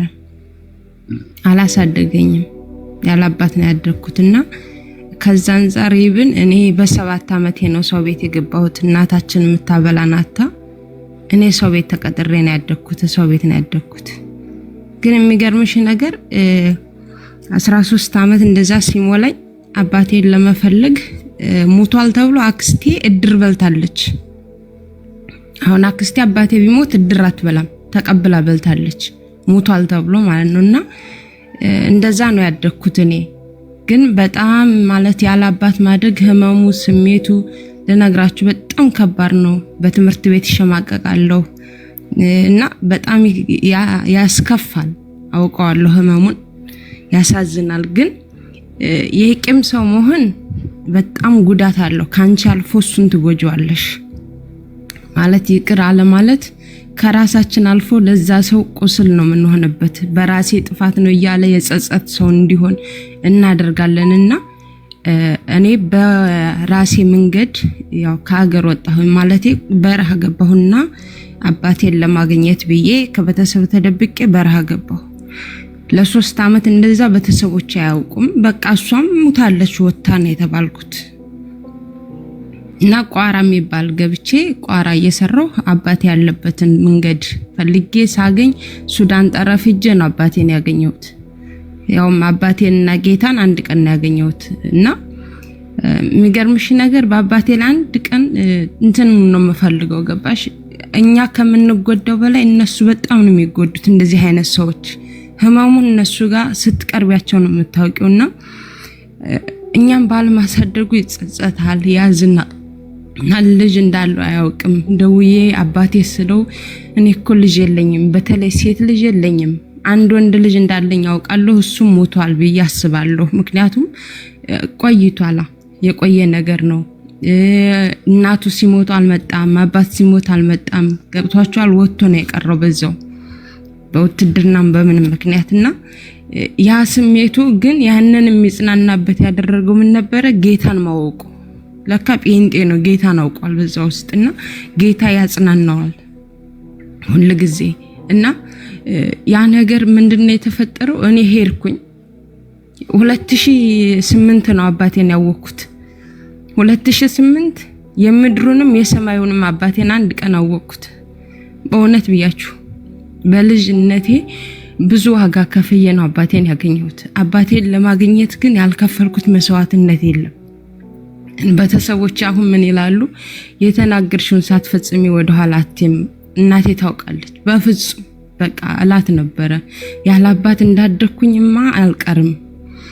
ታላቅ ወንድም ያለ አንድ ቀን ይሄን ነገር አስቦት አያውቅም። ግን አባቴ ያን መንገድ ፈልጌ አባቴን ሱዳን ጠረፍ ሄጄ ሳገኘው ያው በመልክና በእንትን ጥርሱ ፈገግታው ምናምን እኔን ስለሚመስል ነው እንጂ ያወቅኩት አባቴን ጭራሽ አላውቀውም። የ2 ወር ተረግዤ ነው ሄደው መኖሬንም መወለዴንም አያውቅም። ግን ጌታ ረዳኝ እየመራ እጄን ይዞ ሳላውቀው ገና ጌታን ሳላውቀው እንኳን እየመራ እውነትን ወደማውቅበት ቦታ ሲወስደኝ ሲሄድ ግን አባቴም ጴንጤ ነበር። ያን ጊዜ እንደውም በዛን ሰዓት ልጄ ጴንጤ ነው ብላ እንዳደነግጥ ብሎ ጴንጤ ነው ሆይ ብላችሁ ምናምን እንዳታስፈራሯት ምናምን ብሎ ሲል እኔ ጌታ ያዘኝ እንቀርጉ የረዳውሽ እኔ ነኝ የሰራዊት ጌታ ነኝ ብሎ ያለ ምንም ወንጌል ሳልሰበክ ራሱ ጌታም ጎተተኝ ወደ ራሱ እና ጌታን አገኘው። እና ጴንጤ ነው መሆነው ስላቸው ፓስተሮቹ ኧረ አባትሽ እንትን ይለና ምናምን ማን ነው አባቴን ይሰጠኝ ከእግዚአብሔር ውጭ ነው አባቴ የለም በቃ ወንድሜ ነው አልኩኝና ጌታን አገኘሁት። ከዛሽ ቀን ጀምሮ ጌታን ተከተልኩት። አባቴን አባት አድርጌ ያስኩኝ። ከዛ በኋላ ግን የሚገርማችሁ ነገር ወደ አገር ቤት ገባ። አባቴ አገር ቤት ሄደ። በስንት ጊዜው ከሞቱት ቤተሰቦቹ ሂዶ መቃብር ላይ አለቀሰ። አያችሁ እኔ ያንን ይቅር ባልለው ግን ከብዙ ነገር ርቋል። እኔ እንትን ባልለው ብዙ ነገሩን አጥቷል። ከነሱ በላይ ህመማቸውን አምቀው የሚይዙት ከቤተሰብ እኛ ከቤተሰብ ነና እነሱ ይጎዳሉ። እቴ ጉዳት ያለው ከአባትሽ ጋር ነው። አባት በተለይ በሴት ልጁ ምንም አይጨክንም። እኔ ምስክር ነኝ። ግን አባቴ ባያሳድገኝም አንድ እንጀራ ባያበላኝም ከሰው ቤት ባድግም ብሰቃይም መከራዬም ባይም ግን አንድም ነገር እግዚአብሔር አላጎደለብኝም። ምክንያቱም እየመራጀን ይዞ እዚህ አድርሶኛል፣ አሳድጎኝ። አሁን ላለሁበት ቤተሰቤን አልጠይቅም። ሰው ቤት በማደጌ የቤተሰቤ ችግር ነው ቤተሰቦች ድሃ ናቸው ብዬ አይደለም ነው። የማልፍበት መንገድ ሁሉ ለኔ ለበጎ ነው። እዚህ ለመድረስ አድርሶኛል። ራሴን ችዬ እንድቆም አድርጎኛል። ከቤተሰብ እውነት ብያችሁ እኔ ራሴን ችዬ ቆምኩ ልጅ ነኝ። እረዳለሁ፣ ወንድሞቼን እረዳለሁ፣ እናቴን እረዳለሁ። ቤተሰብን ቀጥ አድርገን የሚይዘው አሁን ድረስም ማለት ነው። ታላቅ ወንድሜ ያለ ታላቅ ወንድሜ ደግሞ አቅም የለውም፣ አይችልም። አያችሁ እንድታልፉበት የተደረገው መንገድ ለዛሬ መንገዳችሁ ነው። በቃ ዞር ብላችሁ እንድታስተውሱ እንደይወስ መንገዱ ጥሩ ነው። ላንቺ ነው ይሄ ክብር፣ ላንቺ ነው ይሄ ቦታ እና እኔ አውቀዋለሁ ስሜቱን። ግን የይቅርታ ልብ በጣም በጣም በጣም ወሳኝ ነው። ይቅር በይ። እኔ አሁን በእርግጥ ተኝቼ ቅድም አልሰማችሁም ነበርና እሷ እንደዚህ ስትል ነው የነቃሁት የሰማችሁ። ግን ይቅርታ አስፈላጊ ነገር ነው። አባትሽን ይቅር በዩ። እድል ተሰጥቶሻል። ይሄ ትልቅ እድል ነው። እኔ ይሄው አባቴን ገንዘብ አድርጌ ጧት ማታ የሚሳሳልኝ ልጁ ነኝ በጸሎት ገባሽ። እሱ በጌታ ሆኖ እኔም በጌታ ሁኜ አንድ እግዚአብሔር እናመልካለን ከቤታችን ውስጥ እና መታደል ነው። ጌታ ይባረክ። ዋው ቋንዴ ቀመምዬ እንግዲህ አየሽ አንቺ ባለፍሽበት የህይወት ጎዳና ያለፉ ኡስታዝና መቅዲ ሁለቱንም ማቃቸው እህትና ወንድም ናቸው። በተመሳሳይ ህይወት በአባት መከዳት ወይ ደግሞ አባትን ያለማወቅ ችግር ውስጥ ያለፉ ዘግይተው ግን አባቶቻቸውን ያወቁ ናቸው። ካንቺ ጋር ተመሳሳይ አይነት ህይወት አለ። ሁለቱም ያሉሽን ስሚ። እኔ ልናገር ስል ኡስታዝ እኔን አስቀድመኛል፣ አስቀደምኩት። የነገረሽን ስሚ። መቅዲም ልናገር ስል እኔን አቋርጣኝ ነው የገባችው። እንኳንም ገቡ ሁለቱ ማለት ነው። እኔም በሶስተኛ ደረጃ የምነግርሽ የምትጠሪው በአሳደገሽ አባት ነው ወይስ በትክክለኛ በአባትሽ ነው የምትጠሪው? ስምሽ በትክክለኛ አባቴ ነው። ኦኬ። አሁን በማደውይላቸው አባት ማለት ነው? አዎ አዎ። ኦኬ። ሁሌ ግን ስማቸውን በሳቸው ስም ትጠሪያለሽ? አዎ። ያ ጌታን ትወጂዋለሽ አይደል? በጣም በእውነት እውነት። እሱ ሲወድሻል ጌታ በደንብ ይወደኛል። ምን ያህል እርግጠኛ ነሽ? በደንብ። የሱ መውደድ ጥያቄ ውስጥ አይገባም። ያንቺ መውደድ ግን ጌታ ላይ ጥያቄ ውስጥ ይገባል። የኔ መውደድ በጌታ ላይ ጥያቄ ውስጥ ይገባል። የኛ መውደድ ጥያቄ ውስጥ ቢገባ አይገርምንም። ስለዚህ አንቺ እሱን እንደምትወጂው ከአንቺ በላይ እርግጠኛ የሚሆን የለም አይደል? እውነት ነው። የምትወጂውን ጌታ ምን ብታደርጊለት ነው ደስ የሚለው?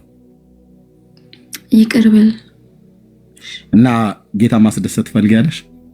በደንብ በደንብ። ፋዘርን ይቅርታ በያቸውና እሺ፣ ስልክ አንስተሽ ደውይላቸው ዛሬ። እሺ፣ ስልክ አንስተሽ ደውይላቸው። እርግጥ ነው አንቺ የተተውሽ የተረሳሽ እሳቸው ከነናትሽ ጭምር ስለጣሉሽ በእሳቸው እጅ አላደግሽም፣ ግን የእሳቸው ልጅ ነሽ። ሊፈልጉ የሚገባቸው እሳቸው ነበረ። ኦኬ፣ አልፈለጉም። ሌላ ህይወት መሰረቱ። ከእናትሽ ውጭ ወጥተው ሌላ ሴት አገቡ፣ ሌላ ህይወት መሰረቱ።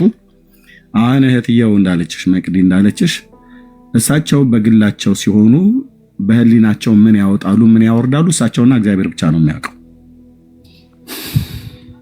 ስለ አንቺ ያላቸው ስለ ሌሎች ልጆቻቸው ያላቸው አመለካከት ምንድነው የሚያስቡት? እንደ አባት ማንም ሰው እውነት ለመናገር ማንም ሰው ደስ ብሎት ጮቤ እየረገጠ ምንም ትዝታው ምንም ትውስታው እስከማይኖረው ድረስ ከቀድሞ ባለቤቱ ልጆቹን ትቶ ሲሄድ ወይ ከቀድሞ ባለቤቷ ልጆቿን ትታስተን ምንም ትውስታ ወይ ምንም ትዝታ የላትም ማለት አይደለም።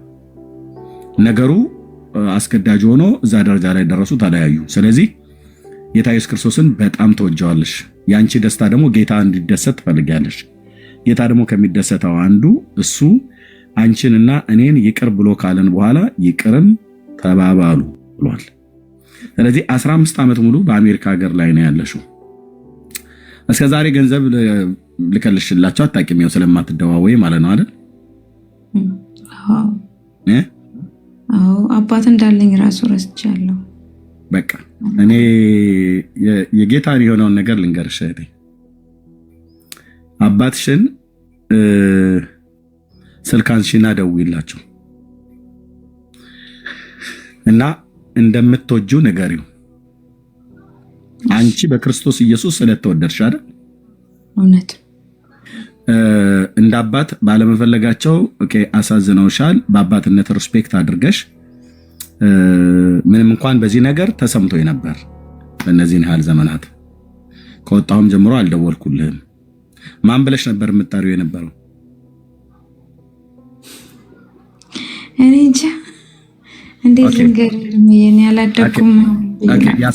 ያሳደጉሽን አባት ማን ነበር ብለሽ የምትጠሪያቸው?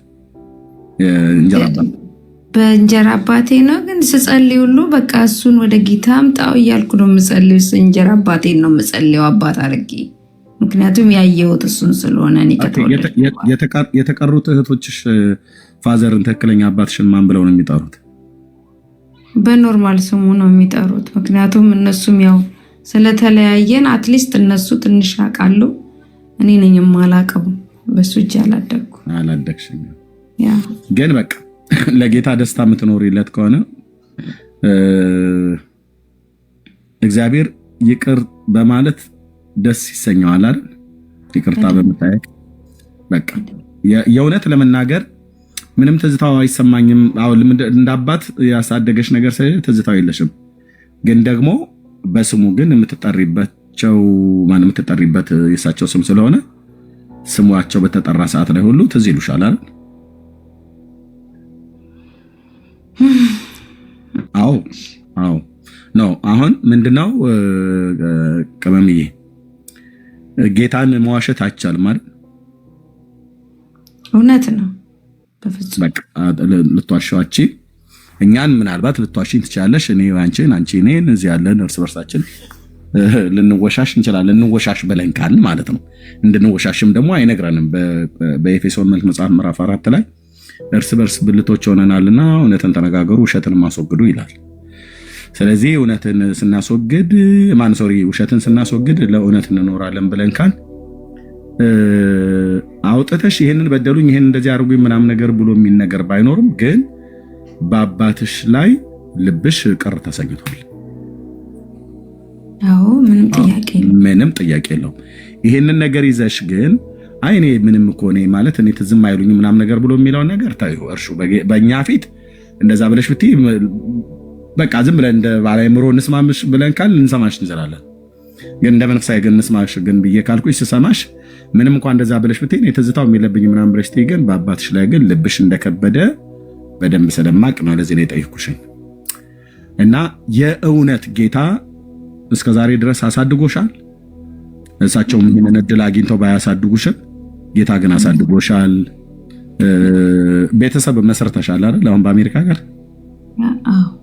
ልጆች አሉሽ? ባለቤት አለሽ? ባለቤት ኢትዮጵያ ነው፣ እኔ እዚህ ነኝ ያለሁት። ልጆች ወልዳችኋል? አልወለድንም ገና። ጌታ እግዚአብሔር ፕሮሰስ አድርገሽ ባለቤትሽን ታመጫለሽ ማለት ነው። ኦፍ ኮርስ ያስ ያ ነገርሽ እንዳይያዝብሽ እህቴ። ምክንያቱም ነገርሽ የሚያዝበት ነገር በፋዘር ላይ ልብሽ ከብዷል። ልብሽ መክበዱን ከሚያሳውቀው ነገር አንዱ 15 ዓመት ሙሉ በስማቸው የምትጠሪበት አባትሽ፣ እውነተኛው ኦሪጂናል የሆነው አባትሽ፣ የአብራኩ ክፋይ የሆንሽ አባትሽ እሱ እንደ አባት ባያሳድግሽም እንደ አባት ባይፈልግሽም እናትሽን ገና እርጉዝ ሆነሽ ሳለሽ ትቶሽ ሌላ ሴት ሄደው አግብተው አዲስ ህይወት ጀምረው እንደ አባት ባያሳድጉሽም ግን ወላጅ ነውና የተገኘሽበት ዘር ነውና የተገኘሽበት አብራክ ነውና የወገባቸው ፍሬ ነሽና የእሳቸውን ስሜት ግን አልተረዳሽውም፣ አላገኝሻቸውም ማለት አግኝተሽ አላወራሻቸውም። ምን ነበረኛል ለመተው ምክንያት የሆነ እናቴን ለመተው ምክንያት የሆነ ምን ነበር እስኪ ንገረኝ ብለሽ በአባትም ይሁን ወይ ዳዲ ወይ አባዬ ብለሽ ጠርተሽው አልጠየቅሽው። እሳቸው ይህን ነገር ለማውራት ካንቺም ጋር እድሉን አላገኙም። ስለዚህ እውነተኛ ስትሆኚ ልብሽ አዝኗል። ይህንን ነገር ልክ ወንድሜ ኡስታዝ እንዳለሽ ጆዬ እንዳለሽ መቂ እንዳለሽ ይቅር በይ። ይቅር ማለቱን ደውለሽ ይቅርታ ጠይቂያቸው። በጌታ ፊት ልንገርሽ፣ በሕያው ጌታ ፊት ስራ ትሰሪያለሽ አይደል? ስራ ስለምትሰሪ ለፋዘር መገዛት ያለበትን ነገር ገዝተሽ ስጫቸው። ልብስ መግዛት ካለብሽ በደንብ ግዢላቸው። በደንብ ቀያሪ ልብስ ብቻ አዲስ አበባ ውስጥ ስለሚኖሩ እሳቸው መደረግ ያለበትን ነገር እንደ ወላጅ ያንን ስታደርጊ ምን እንደምታደርጊ ልንገርሽ። የእግዚአብሔር ርህራሄ፣ የእግዚአብሔር ቸርነት፣ የእግዚአብሔር በጎነት ይሄን ስታደርጊ ደግሞ አይምሯቸውን እንዳይጸጽታቸው በጸጸት ወይኔ ብለው እንዳይሉ እና አድርጊላቸው። አባት ነው፣ በቃ አባት ናቸው እሳቸው። ላንቺ ባያደርጉምና ባያሳድጉሽም ያንን በደል ሳትቆጥሪባቸው አንቺ የክርስቶስ ልጅ ነሽና ጌታ ደስ የሚሰኝበት ይሄ ነው። ገንዘብ ላኪላቸው። የምትገዥላቸውን ልብስ ከፈለሽ በሰው በኩል ወይ ራሳቸውም እንዲገዙ አድርገሽ ገንዘብ ላኪላቸው። እናም እንዲመርቁሽ ንገሪያቸው። ከአንቺ ዘንድ ግን እስከ ዛሬ ድረስ የመራሽን በሄድሽበት መንገድ ከክፉ የጠበቀሽን ያዳነሽን በቅዱስ አጠራሩ የጠራሽን ጌታ ኢየሱስ ክርስቶስን መስክሪላቸው። እሺ። በመጀመሪያ ግን ይህንን ማድረግ ያለብሽን ነገር አድርጊ ቅመምዬ። እሺ። በጌታ ፊት ነው የምነግርሽ። ፎሎ ባክ መልሼልሻለሁ። ስልኬን ከፈለሽ በውስጥ ታውልሻለሁ። ይሄንን አድርጊ። ጨምርላት ኤርሚ። እሺ እሰጣለሁ። በልዬ ይሄንን አድርጊና አይ በቃ እኔ እዚህን ያህል ድረስ ከሄድኩ ብለሽ ካልሽ ከዛ ያለፈው ወይ ከፈለሽ እኔ ባገኛቸው ወንጌል ልነግራቸው ሁሉ እችላለሁ። ግን ደግሞ በአንቺው አፍ ደግሞ በጣም ያምራል። ስትነግሪያቸው ግን ከወቀሳ እንዳትጀምሪ ፕሊዝ። ከወቀሳ እንዳትጀምሪ ማለት እንደዚህ አርገኝ፣ እንደዚህ ጥለኝ፣ እንደዚህ ምናምን ነገር ብለ እንዳትይ። በቃ ያንን ያለፈውን ዘመን ታይላቸው። እሺ በቃ አይ ዶንት ኖ ከማዘር ጋር በምን ጉዳይ እንደተቃረኑ ነግራሽም ሊሆን ይችላል። ነግራሻለች። አዎ ሰው እንዳጋጫቸው እንደተለያዩ በቃ ሰው ነው ማለት ነው። አይሹ ሶስተኛ ጣልቃ ገብነት አይደል? ሰዎች መካከላቸው ገብተው የተረገዘው ያንቺ ልጅ አይደለም ብሎ እኔን ማለት ነው። በዚህ ምክንያት ነው። ግን ውሸት ነበር ታያችሁ። እና አየሽ ያኔ የተረገዘችው ልጅ የኔ አይደለችም ብለው ሰው አጋጫቸውና ተለያዩ። አሁን ግን ልጄ ነች ብለው መጡ። ምክንያቱም ስትወለጅ ምንሽ ይመስላል? አሁን ፋዘርን የሚመስል ነገር አለ ሰውነትሽ ላይ? ፋዘሬን ነው የሚመስለው። ዋው ዋው አጉሬ ምናምን ትለኛለች እናቴ። ዋው ምን ይሉ ይሆን ታዲያ ፋዘር? ያኔ ስትረገጂ ከሌላ ወንድ ነው የተረገሽው ብለው ሰዎች መጥተው ማዘርንና ፋዘርን አለያዩአቸው። ሊለያይ የማይገባ ትዳር በሐሰት ወሬ ያለያዩ። እየሰማችሁ ነው እግዚአብሔር ወንዶችና ሴቶች ልጆች? አያችሁ እንዴት እንደሚደረግ። በኋላ ግን መወለድ አይቀርምና ስትወለድ ስታድግ ማንም መሰለች? የተዘራው ዘር የፋዘር ነው ማለት ነው። ማን አባት ስማቸው? ሰጠኝ የአቶ ሰጠኸኝ ልጅ ናት ማለት ነው። ምስክር ማን ይምጣ? አንደኛ እናት ተናግረዋል። እናትሽ በህይወት የሉም አሁን? የለችም። ተናግረው እሳቸው ወደማይመለሱበት ሁኔታውን ተናግረው ሄዱ። ማዘር ውሸታም አልነበሩ ማለት ነው። ያጣሏቸው ሰዎች ግን ውሸተኞች ነበሩ። ፋዘር በጊዜው መስሎት በዚህ ጉዳይ ነው አኩርፎ ከሌላ ወንድ ነው የጸነስሽው ብለው ተተዋት ሄዱ እናትሽን አይደል? መወለድ አይቀርም። ስትወለጅ ግን ስታድጊ አቶ ሰጠኸኝን ቁጭ ምን ይሉ ይሆን ፋዘር? በዚህ መካከል ሄደው ሌላ ሰው ጋር ገብተው ሌላ ሴት አግብተው ሌላ ወለዱ። ምን ይሉ ይሆን? እነዚህ ክፉ ሰዎች ያለያዩአቸውን ሰዎች እነዚህ ክፉ ሰዎች ትዳሬን ያለያዩት ብለው እንደሚሉ ምንም ጥርጥር የለኝም። ለካ ልጄ እኔ ነበረች ብለው ማለት ነው። ስታድጊ ኮፒ እሳቸውን ሆነሽ መጣሽ። እና በቃ ይሄንን ሁሉ አታንሽላቸው። ለጌታ ደስታ ኖርለታለሁ ብለሽ ካልሽ ጌታ ደስ የሚሰኘው በምንድን ነው ብዬ ስጠይቅሽ ሁላችንን መልሰው የሚችለውን መልስ ነው የመለሽው። ጌታ ይቅር በሚል ልብ በጣም ደስ ይለዋል። ወንድሞች እናቶች፣ በእውነት ነው ብዬ የምላችሁ ጌታ ይቅር በሚል ልብ በጣም ደስ ይለዋል። በጣም ደስ ይለዋል። ይቅርታን በተሞላ ልብ በጣም ደስ ይለዋል። እና ይቅር ባያቸው። ይቅር መላትሽን በተግባር ደውይላቸው በስልክ ስልክሽን ስጫቸው፣ ስልካቸውን ተቀበይ፣ ደውይላቸው፣ ይቅር ባያቸው እና እንደ ልጅ የሚደረገውን አድርግላቸው። እሺ ቴንክ ዩ። እስከ ዛሬ መራሽ እግዚአብሔር፣ እስከ ዛሬ የረዳሽ እግዚአብሔር ለአባትሽ ይቅርታ ስትይ፣ ልብ በእኛቴ ለአባትሽ ይቅርታ ስትይ እንደ ልጅ ምንም እንኳን ባያሳድጉሽ አንቺ አንሳት ቆጥርባቸው ስለ ጌታ ብለሽ ይቅር ብለሽ ለሳቸው የሚገባውን ነገር ስታረጊ እመኝኝ የሰራዊት ጌታ እግዚአብሔር በጎነቱን በቤትሽ በህይወትሽ ይከፍልሻል። አሜን። በዚሁ ምድር ላይ አልኩሽ፣ በዚሁ ምድር ላይ እዛ መንግስተ ሰማያት ሄደሻል። መንግስተ ሰማያት ኦልሬዲ በጌታ በማመንሽ ትገቢያለሽ፣ ገብተሻል። እዚሁ ምድር ላይ ግን በጎነቱን ታያለሽ። መልካምን ነገር ዘርተሻልና የሰራዊት ጌታ እግዚአብሔር መልካምን ነገር በዘመንሽ ያሳጭድሻል። አሜን። እውነት ነው። በቃ አድርጊው። ተባረኪ፣ ተከናወኝ። የጌታ አሜን። የጌታ እጁ ከአንቺ ጋር ነች። አድርጊው ፕሊስ። በውስጥ መስመር ከቻልሽ ስልክሽን ጻፊልኝ። እሺ እሺ። እኔም ልኬልሻለሁ። ተባረኪ። እሺ። ተባረኩ። በጣም ማለት በጣም ብዙ ጊዜ ባለቤቴ ራሱ ጠይቆኛል ልውሰድሽ ላገናኘሽ ሲለኝ በቃ አቃተኝ ማለት ነው። እና እምቢ ብዬው ነበረ ሀገር ቤት በሄድኩ ጊዜ ማለት ነው። እና እግዚአብሔር ዛሬ ሊፈታኝ ፈልጓል። ለጌታ ክብር ይሁን። እንዳታዊ እንዳታሳድሪው ቅመምዬ። አሁን ነግቷል። ኢንተርናሽናል ኮል ካለሽ ደውይለት፣ ካልሆነ ቫይቨር ላይ ይሸጣል። ታውቂያለሽ አይደል? አይ ለሲስተር ነው ለታላቋ እህቴ የአንድ እናትና የአንድ አባት የሆንን አለን። እኔ ሶስተኛ ልጅ ነኝ። እሷን ትልቋን እህቴን እሷን ነው ስልክ ላገኝ የምችለው። ጠያይቃልኝ የእሱን ስልክ በቃ ፈልጊና ጠያቂና ደውይላቸው እህቴ። እሺ። ተባረኪ ተባረኪ ተባረኪ። አሜን። እሺ እሺ። በልዬ የሆነ ነገር ላውራሽ እያለ ነው። በልዬ አንተ መሆኑን እኮ አላወኩም። ፕሮፋይልህን ቀይረህ አላወኩም ነበር መኮይ ማለት በልዬ። እውነት ነው። እንደዛ ሆኖ ነው።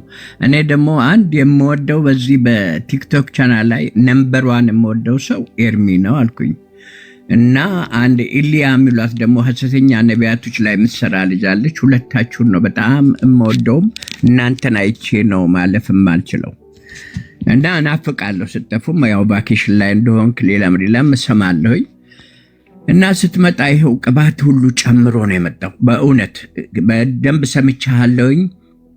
ስለ ኃይለ ሥላሴም ስለ ሌላም ልናገር ፈልጌ እንዳውም ልገባ የነበረው ስለ ኃይለ ሥላሴ ስታወራ ነበር። አሁን ወደኋላ አልመልስም። እህቴ ስላለችው ነገር ነው መናገር የምፈልገው። እህቴ አባቷን በልጅነቷ ስላጣች ያገኘችው ነገር አለ። አንድ ማጣት ትልቅ ነገር አስገኝቷታል። አሁን እሷ ምናልባት የእንጀራ አባቷን እንዳባት ቆጥራ አድጋ ይሆናል። ነገር ግን ሲንከባከባትና ሲያሳድጋት የኖረው እግዚአብሔር እንጂ ሰው አይደለም። እኔ አባቴን ለተወሰነ ደቂቃ ነው ያየሁት። አባቴ እናቴን በጣም አቢዩስ ሲያደርጋት ስለነበረ አዲስ አበባ ኮልፌ ተወልጄ በእናቴ ጀርባ ደብረ ዘይት የሚባል ሀገር እዛ ወስዳ ነው ያሳደገችኝ እና እዛ ከአፈር ላይ ሲጫወት የ3 ዓመት ልጅ ይሆናል ምናልባት በደንብ በውሎ አላቀውም። መጥቶ የሆነ ዳቦ ሰጥቶኝ ሲሄድ መልኩ ትዝ ይለኛል። የህፃንነት ትዝታ ደግሞ በቀላሉ አይጠፋም። ከዛ በኋላ ወደ ጅማ ምናምን ለስራ ሄዶ በዛው አረፈ ብላ እኔ እናቴ ብቻዋን 3 ልጆች እንጨት ሸጣ እንደ አህያ ወገቧ ተመልጦ በብዙ ችግር ነው ያሳደገችኝ እና የእሷ ዘመዶች 40 ጋሻ መሬት ነበራቸው። ነፍታራሪ ተፈራ ገነሜ፣ ደጃች ገነሜ ፎቅ በማለት ሁሉ የሚታወቅ ትልቅ ታሪክ አለ። የእሳቸው ሚስት ደግሞ ምትዋብ በየነ ትባላለች። በጣም ትልቆች ናቸው። በእግዚአብሔር ላይም በዓለም ላይም ጥላቻ ይዤ ነው ያደግኩት። አንዱ ተትረፍርፎት ይኖራል፣ ሌላው እየተቸገረ ይኖራል። ለምንድን ነው ይሄ እግዚአብሔር እንዴት የሚያዳላ ነው ምናምን እል ነበር። ግን ሳላውቀው እህቴም እኔም ያተረፍነው ነገር ምንድን ነው? የማይሞት አባት እሱ ነው ለካ። በኋላ ውሎ አድሮ የደረስኩበት ነገር በቃ እኔ አሁን እግዚአብሔርን እኔ በጣም አሁን በእድሜ ገፍቻለሁ፣ ከ65 ዓመት በላይ ሆኖኛል። ነገር ግን እግዚአብሔርን የሚለው አባባ ነው የምለው። አባቴ ንጹህ ብቻውን አባቴ እሱ ነው። ምክንያቱም ሳላውቀው ያው ለተወሰነ ደቂቃ አይቸው ነው አባቴ የሞተው። ስለዚህ አባባ የምለው እውነተኛ ምድርና ሰማይን የሰራ አምላክ ፈጣሪ አባባ ብዬ በሱ ያለፍኩትን ነገር አሁን ብጀምር ተርክ ያልጨርሰው። እኔ ጥይት 50 ክሊበር ጥይት ከአይሮፕላን ላይ ተተኩሶ እንደ ዝናብ እየዘነበብኝ አቧራ ሳይነካኝ ወጥቻለሁ። እኔ በመርከብ ከጅቡቲ ሳውዝ አፍሪካ ገብቼ ከኔልሰን ማንዴላ ጋር ታስሬያለሁ። ኬፕታውን ፖልስሙር ማክሲመም ፕሪዝን የሚባል ቦታ። መርከቡ ላይ ብዙ ሞት አምልጫለሁ። እስር ቤት ብዙ ሰዶማውያን አሉ። እነሱን ሁሉ አስጥሎኛል፣ አምልጫለሁ። ልነግራችሁ ማልችል የለየለት ሞት የሚባል ነገር በቃ አሁን ሞቼ ወደ ቀብር እየወሰዱኝ ነው ብዬ ድምፅ ሁሉ እየሰማው ሆስፒታል ውስጥ ራሴን አግኝቻለሁ። ይሄ አባት ስለሌለኝ አባት ብዬ የተጠጋሁትን አባባ ምለው አምላክ ከብዙ ሞት አስመልጦኛል።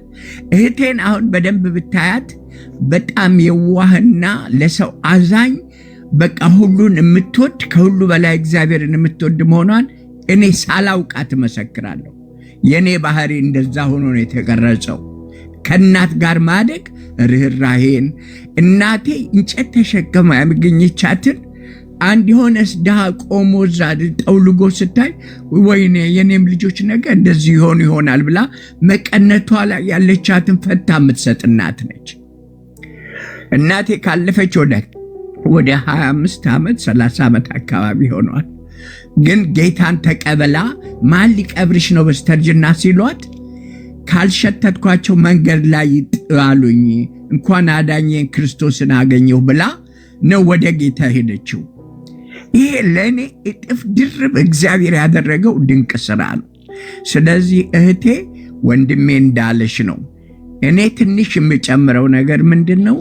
እኔ ክርስቶስ ስንት በደል ኃጢአቴን ይቅር ያለኝ የክርስቶስ ልጅ ነኝና ይቅር ብዬሃለሁኝ። እንደው ምንም አይነት በደል ቢኖር ልጅህ ነበርኩኝ፣ በወቅቱ ብጠይቀኝ ጥሩ ነበር፣ ግን በፍጹም አትጸጸት፣ እኔንም ጌታ ይቅር ብሎኛል፣ ይቅር ብዬሃለሁ ብላ አቅሟ የሚፈቅደውን ማድረጓ ጥሩ ምክር ነው። ቅባት ጨምሯል። ብዙ ተናገርኩኝ፣ በጣም ይቅርታ ጠይቃለሁ። ሰዓት መውሰድ አልፈልግም።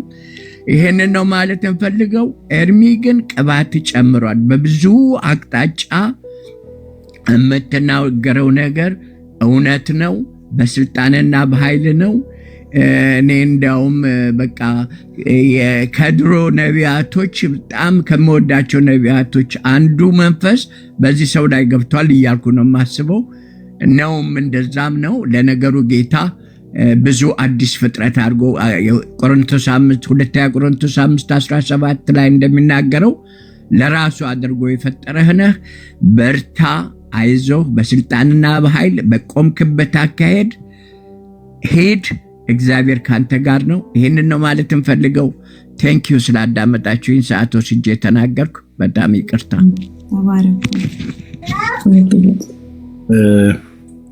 ታላቅ ወንድማችን በልዬ ጸጋ ይብዛልህ።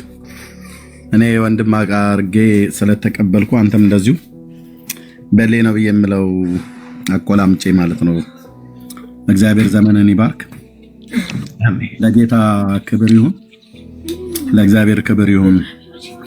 ልባችንን የሰራ የበደሉን ሰዎች በእንዲህ አይነት ትልልቅ በደል ተበድለን ተበድላችሁ ተበድለ ለሰዎች ለወንድሞችም ለአባቶችም ለእናትም ለወገንም በሩቅም በቅርብም ላሉት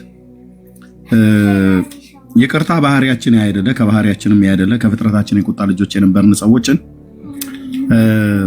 ካካፈለን መለኮታዊ ባህሪያት አንዱ ይቅር ማለትን ሁሉ ጭምር ስለሆነ ልባችን ለምህረት ለይቅርታ እንዲሸነፍ ስላደረገው ለእግዚአብሔር ልጅ ለዳዊት ልጅ ለኢየሱስ ክርስቶስ ክብር ይሆንለት።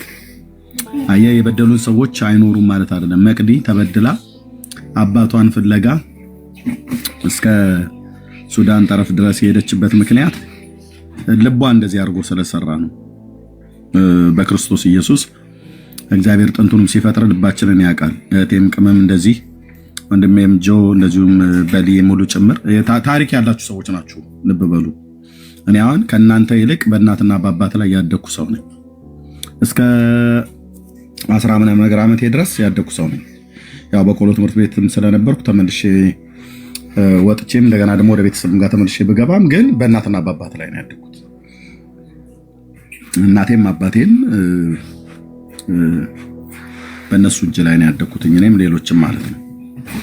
እና እግዚአብሔር ልባችሁን ለምህረት እና ለይቅርታ እንዲሸነፍ ስላደረገም ጌታን ልታመሰግኑ ይገባል። ይሄንን ነገር እየፈለጉትም ልባቸው ይቅር ለማለት የከበደ ሰዎች አሉ። አንዳንዶችም ቅድም ስትናገሩ የነበረው ነገር አለ። አንዳንዶች ለምሳሌ ወንድሜ ኡስታዝ ቅድም ምንድነው ያለው? ገንዘቡ የተነጠቀበትን ሰው በሽማግሌው ጠይቀዋላችሁ፣ በቤተክርስቲያን ጠይቀዋላችሁ። ልክ ናችሁ፣ ያስኬዳል እሱ መንገድ። ግን ከዛ ይልቅ በእግዚአብሔርም አለመጠየቅ። ታዲያስ ገንዘብ አይደል የወሰደው? አዎ። ተበድሮ ነው አይደል የወሰደው? አዎ። ታማኝነትን ያጎደለው እሱ ነው አይደል? አዎ። በቃ ለሚለምን ሁሉ ስጥ፣ እናም ደግሞ የሰጠኸውን ደግሞ መልሰህ ደግሞ አትቀበለው ብሎ በሚለው በጌታ ቃል መሰረት እንደዛ ራሳችንን ብናለማመድ በጽድቅ መንገድ በጽድቅ ጎዳና ምንም እንኳን የሚያም ቢሆንም ግን መተው ይቅር ማለትን የበለጠ ግን ነገር የለም። ለኡስታዝ 18 ዓመት ሙሉ ከቤተሰቡ የሚገባውን እርስና ድርሻ መሬትን ያህል ነገር በወንድሞቹ እኮ ተነጥቋል። በኢየሱስ ክርስቶስ ምክንያት ማለት ነው። በሕግ ልጠይቅ ብሎ ቢላ ያስኬደዋል። ንጹህ ኢትዮጵያዊ ነው። በኦሮሚያ ክልል ተወልዶ ያደገ ወንድም ነው። በሃይማኖቱ ምክንያት ነው እንጂ የእነሱ ቤተሰብ ስላልሆነ አይደለም። እና ልጠይቅ ብሎ ቢል በኢትዮጵያ ሕገ መንግስት መጠየቅ አይችልም? ይችላል። ማስለቀቅ አይችልም? ይችላል። ወንድሙን አስለቅቆ ምንም አሜሪካ እንኳን ቢኖር መሬቱ ሸጦት ሊጠቀምበት አይችልም? ይችላል። ከዚህ ይልቅ ግን ለዛው ለወንድሙ በጌታ ምክንያት ስለሆነ ያለው ተውለት ብዬ ስለው እሺ አለኝ። አየህ፣ እንደዚህ አይነት ልብን እግዚአብሔር ብቻ ነው የሚሰጠው። ይሄንን ደግሞ እሱ ልክ እንደዚህ ዕብራውያን 10 ላይ ቅድም እንዳየናቸው ቁጥር 34 ላይ እንዳየናቸው የሀብታቸውን ንጥቂያ ማለት ነው ስለ ጌታ ስለ ኢየሱስ ክርስቶስ በተለይ የዕብራውያን አማኞች ናቸው እነዚህ። የሀብታቸውን ንጥቂያ ማለት የራሳቸው በስጋ ወገን የሆኗቸው ዕብራውያኑ አይሁዳውያኑ ወደ ጌታ ወደ ኢየሱስ ክርስቶስ መጥተው የነበሩትን በሃይማኖታቸው ምክንያት ሀብት ንብረታቸውን ሁሉ ጭምር ነው እንዲያጡ እና እንዲሰደዱ ከከተማና ከሀገር እንዲወጡ ሁሉ ጭምር ያደረጓቸው ማለት ነው። ለዚህ ነው ዕብራውያን 12 ላይ በዋሻና በዱር ተቅበዘበዙ ይላል። እንዴ የራስ ወገን የሆነ ሰው ማለት ነው ሃይማኖትን ቀየርክ ብለህ ባይዞይ እስካሁንም ድረስ እንደዚሁ ነው እዛ እና የትኛውም ቦታ ላይ ስለ ክርስቶስ ኢየሱስ ሲሆን እንደዛ ነው የምንሆነው። አንጣ አስረክብ ትባላለህ።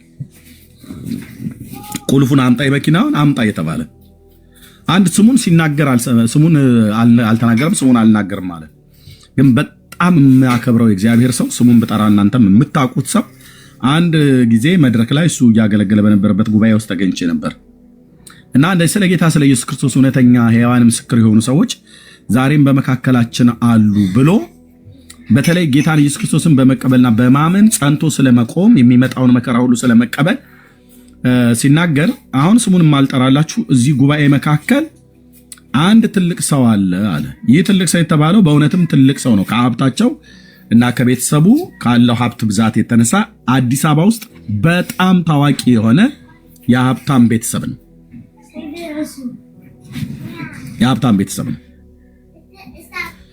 ቤታቸው ድግስ ሲደገስ ጳጳሳት ነው የሚጠሩት። ብራዘር ይሄ ዝም ብሎ ሰፈር ላይ የሚሯሯጥ እንደ ዱርዬ ወንድ ድመት ዝም ብሎ የሚሯሯጥ ቄስ እንኳን አይጠራም። ጳጳሳት ናቸው የሚጠሩት። በጣም የተከበሩ አንተ የተባሉ ባለስልጣናት ጠበል ቅመሱ ተብሎ ሲባል እዛ ቤት ባለስልጣን እንደዚህ አይነት ሰዎች ነው የሚጠሩት።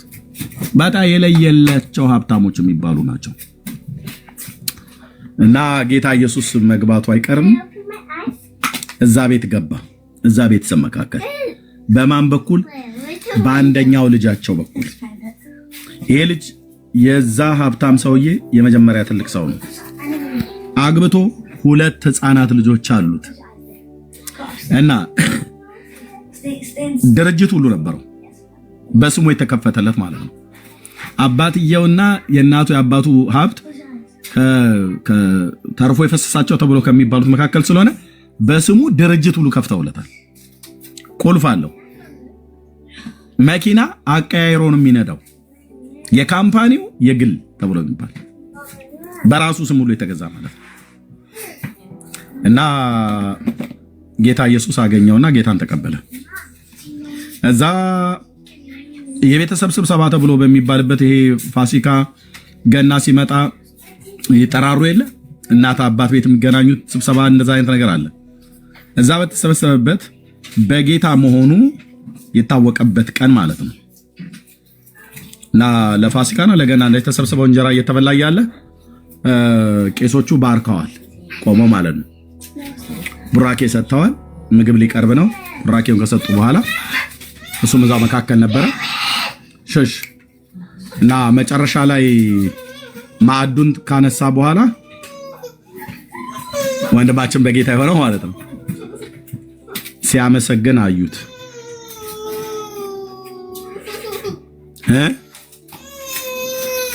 አይ እንዴ ታዲያ ጥፋተኛ ነው ኤርሚያስ ራሱ ላይ ስደት ያመጣ ብላችሁ አትሉም?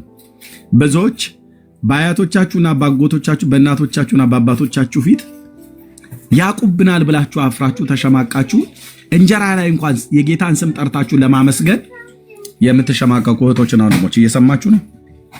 እና ካህኑ ቆመው ቡራኬ ከሰጡ በኋላ ምግቡ ከተባረከ በኋላ አንስተው ሁሉም ወደ መቀመጫው እየሄደ ሲበላ እሱ አነሳና መቀመጫው ላይ ሄዶ ቁጭ ብሎ ሲያመሰግን አዩት።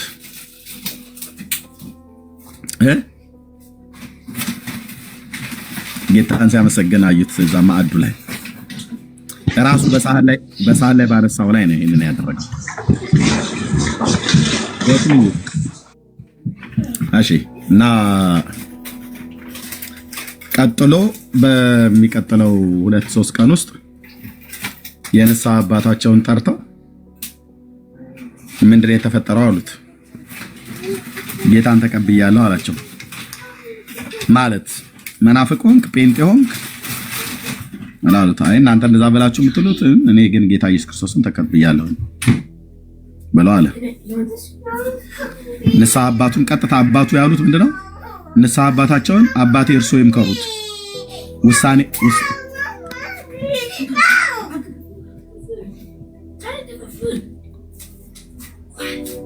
ውሳኔ ከመወሰናቸው በፊት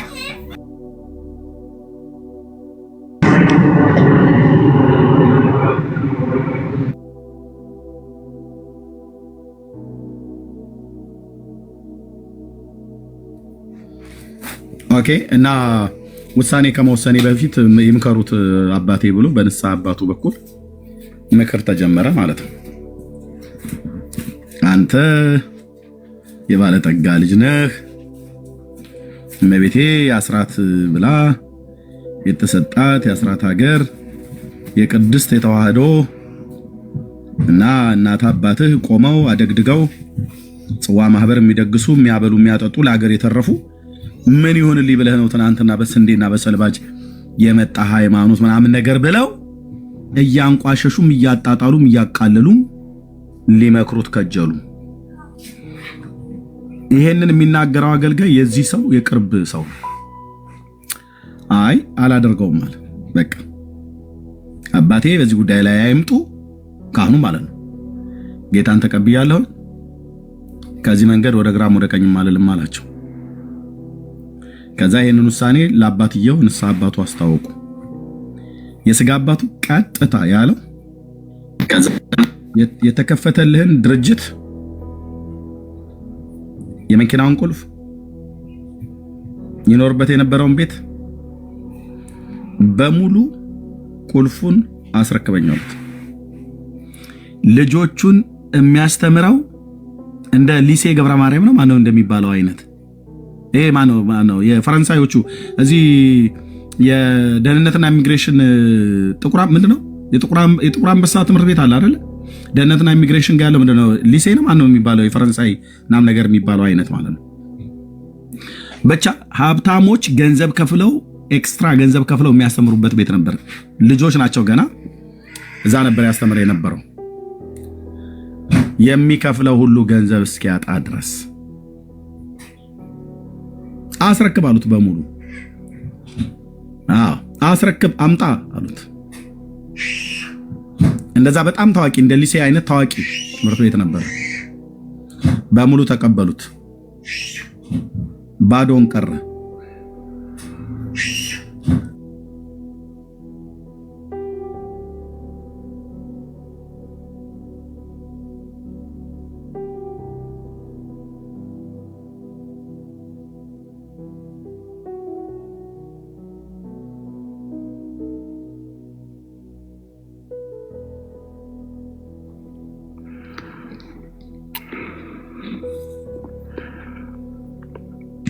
ኤርሚ ድምጽህ ተቋረጠ። ድምጹ የለም ኤርሚያ። አይ ሞት አድርጎ ነው ልጆቹ እየጮሁ ስለነበር ተረዱት። ከዛ አንፃር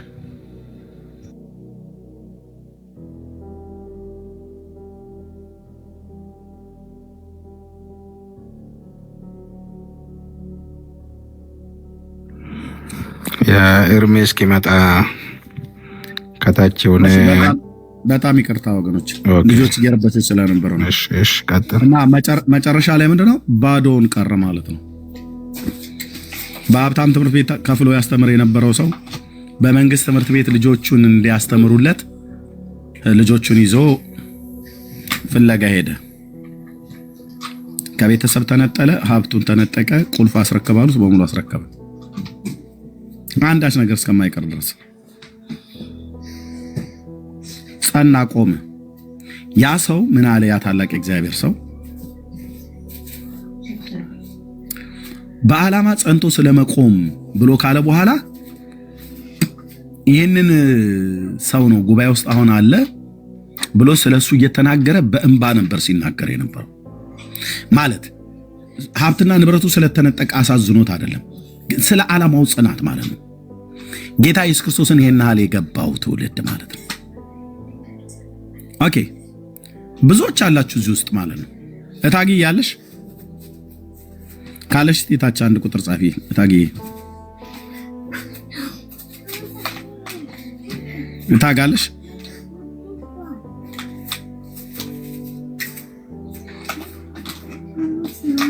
ኦኬ ሃኒ ያለሽ ከአውስትራሊያ?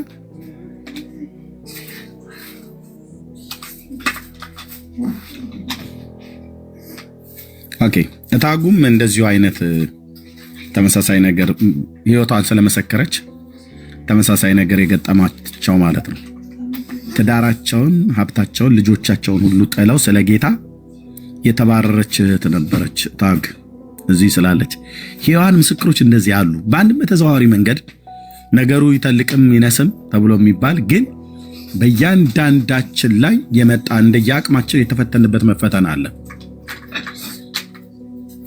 አየህ፣ በትዳሯ ላይ ተወራርዳ ኢየሱስን ተይተብስ ተብላ ስትባል አልተውም ብላ በማለቷ ውጪ ከቤት ብሎ ከሀብት ከንብረቷ ከሶስት ልጆቿ ከባሏ ያባራት እህት ናት። አሁን እህቴ ታጉ ስሟን ምጠራት እዚሁ ህይወቷን ስለመሰከረችልን በአደባባይ ላይ ከዚህ በፊት ስትናገር ስለነበረ ጥሩ ምሳሌ ስለሚሆኑ ማለት ነው። እናስ በዓላማ ጸንተው ሲቆሙ ግን ከኢትዮጵያ ሲያባራት የሰራዊት ጌታ እግዚአብሔር ከዛ በትዳር ሲያባሯት የሰራዊት ጌታ እግዚአብሔር የተባረከ ትዳር ደግሞ አውስትራሊያ ሰጣት ማለት ነው። ግን ወዳነው ትዳሯን የተወቹ አይደለም። ስለማን? ስለ ኢየሱስ ስትል ልጆቿን፣ ሀብቷን፣ ባሏን ውጪ ብሎ ሲላት አስወጣት። እንዲህ አይነት ሕያዋን ምስክሮች አሉ። እና ያ ወንድም 1 ዓመት ምናምን ነገር ብዙ ነው ያሉት እዚህ እኔ ጥቂቶች ነው ያልኩ እንጂ በጣም ብዙዎች ናቸው ያሉት። 1 ዓመት አልቆየም ያ ወንድም ያ የሀብታም ሰው ማለት ነው። እንጸልይ ነበር አለ ከዛ አገልጋይ ጋር። እናስ መጨረሻስ እግዚአብሔር ይኸውልህ መረባቸው እስኪቀደድ ድረስ እነ ጴጥሮስ አሳ እንዳጠመዱ እግዚአብሔር በዚህን ምድር ባለጠግነት ባረከው አልኩ። በጣም ማምነው እግዚአብሔር ሰው ነው ሲናገር ሰማሁት።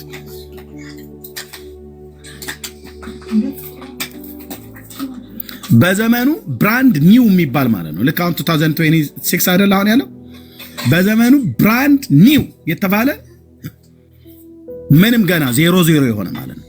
ከሞኢንኮ አንደኛው፣ ሌላኛው ደግሞ ቤት፣ ሌላኛው ደግሞ በባንኩ አካውንት ኬት ያዛላ። የሰራዊት ጌታ እግዚአብሔር ያዛላ። ብራዘር የታመንለት ጌታ ያዛላ። የታመንለት ጌታ ያዛላ። ለቁራ ልጆች መብልን የሰጠ እግዚአብሔር በጽድቅ የታመኑለትን አደባባይ ላይ ይጥላል። ጻድቅ ሲጣል ዘሩ እህል ሲለምን አላየሁም ብሎ ያለ የዳዊት አምላክ እግዚአብሔር ያስባል እኮ አልኩ ወንድሞቼና እህቶቼ። በዚህ ጥቂቷ እንኳን ዘመኔ አይቻለሁ እኔ። ያስባል። በጣም ነው የሚያስበው ጌታ። ያን 1 ዓመት ልጆቹን በትምህርት ቤት ይዞ ይንከራተት የነበረ ሰው መልሶ በዛው በሀብታም ትምህርት ቤት የሚያስተምርበት የገንዘብ ጥያቄ ሊኖርበት እስከማይችል ድረስ ምንጭን ከፈተለት አልኩ። ረሆቦት አደረገለት የሰራዊት ጌታ እግዚአብሔር ልጅ ኢየሱስ። ግን ምን አይነት ጀግና ወንድም ነው ብራዘር! ያ እስኪሆን ድረስ ግን ቅማልና ቱሃን እስኪበላው ድረስ የትናንትና ሞልቃቃ የተባለ የሀብታም ልጅ ኢየሱስን በመከተሉ ምክንያት በንስሐ አባቱ ተመከረ። ሌላው ቢሆን እንደ ኤርሚ ምን እዚህ ድረስ ምን ዋጋ መክፈል ያስፈልጋል? በጥበብ አያረገውም ነበር እንዴ ብሎ ይላል። የምን ጥበብ? እዛው ቄሶቹ ፊት፣ እዛው ጳጳሳቱ ፊት ጌታ ኢየሱስ እጅግ አድርጌ አመሰግናለሁ፣ ይሄን ማዕድ የሰጠህን አንተ ነህ፣ በስምህ የተባረከ ይሁን ብሎ ቄሱ ከባረኩት ላይ እሱ ራሱ ያነሳውን ማዕድ ላይ ጸለየ። ሲጸልይ በሙሉ ቤተሰብ አየው። ንስሐ አባት ምናምን ነገር ሁሉ የለም። የጠመጠመ እንትን ያልጠመጠመ ተብሎ የሚባል ማለት ነው። የሥጋ አባቶቻችሁንና እናቶቻችሁን ወንድምና እህት፣ ወንድም ጋሼ፣ እህት ጋሼ ብለሽ የምትያትን የምትሏቸው በኢየሱስ ክርስቶስ ጉዳይ ማንንም እንዳትፈሩ። 4 ነጥብ።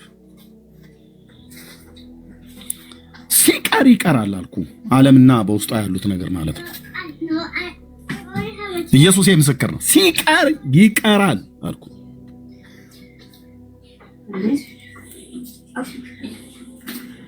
ተው እባክህ። ሲቀር እኮ ይቀራል እኮ ነው። ለምን አባት ነው ይቀራል አልኩ። ከመቃብር በታች የለም አባያው ነው። ቆሜ እንኳን አልቀበርኩትም። በቃ እስከ ወዲያኛው ተለያየን።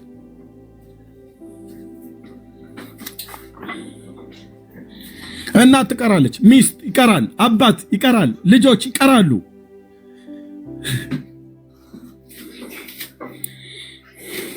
የዘላለሙን ንጉሥ፣ የዘላለሙን አዳኝ፣ የሕይወቴን ባለቤት፣ የሕይወቴን ሰሪ፣ ትንፋሼና መንገዴን በእጁ የያዘ የሰራዊት ጌታ እግዚአብሔር ልጅ፣ የሰራዊት ጌታ የእግዚአብሔር ልጅ የዳዊት ልጅ ኢየሱስ ክርስቶስ እንደ ቆራሌው ዓለም ይዛ መታ ቆራሌው እያሉ በመለወጫ እንደሚሉት እሱ በሚስት አይለወጥም። እቴ በሁለት እግር ያለው ጢማሞ እንዳይለወጥም ኢየሱስ አይለወጥም። አባባ አይለወጥም።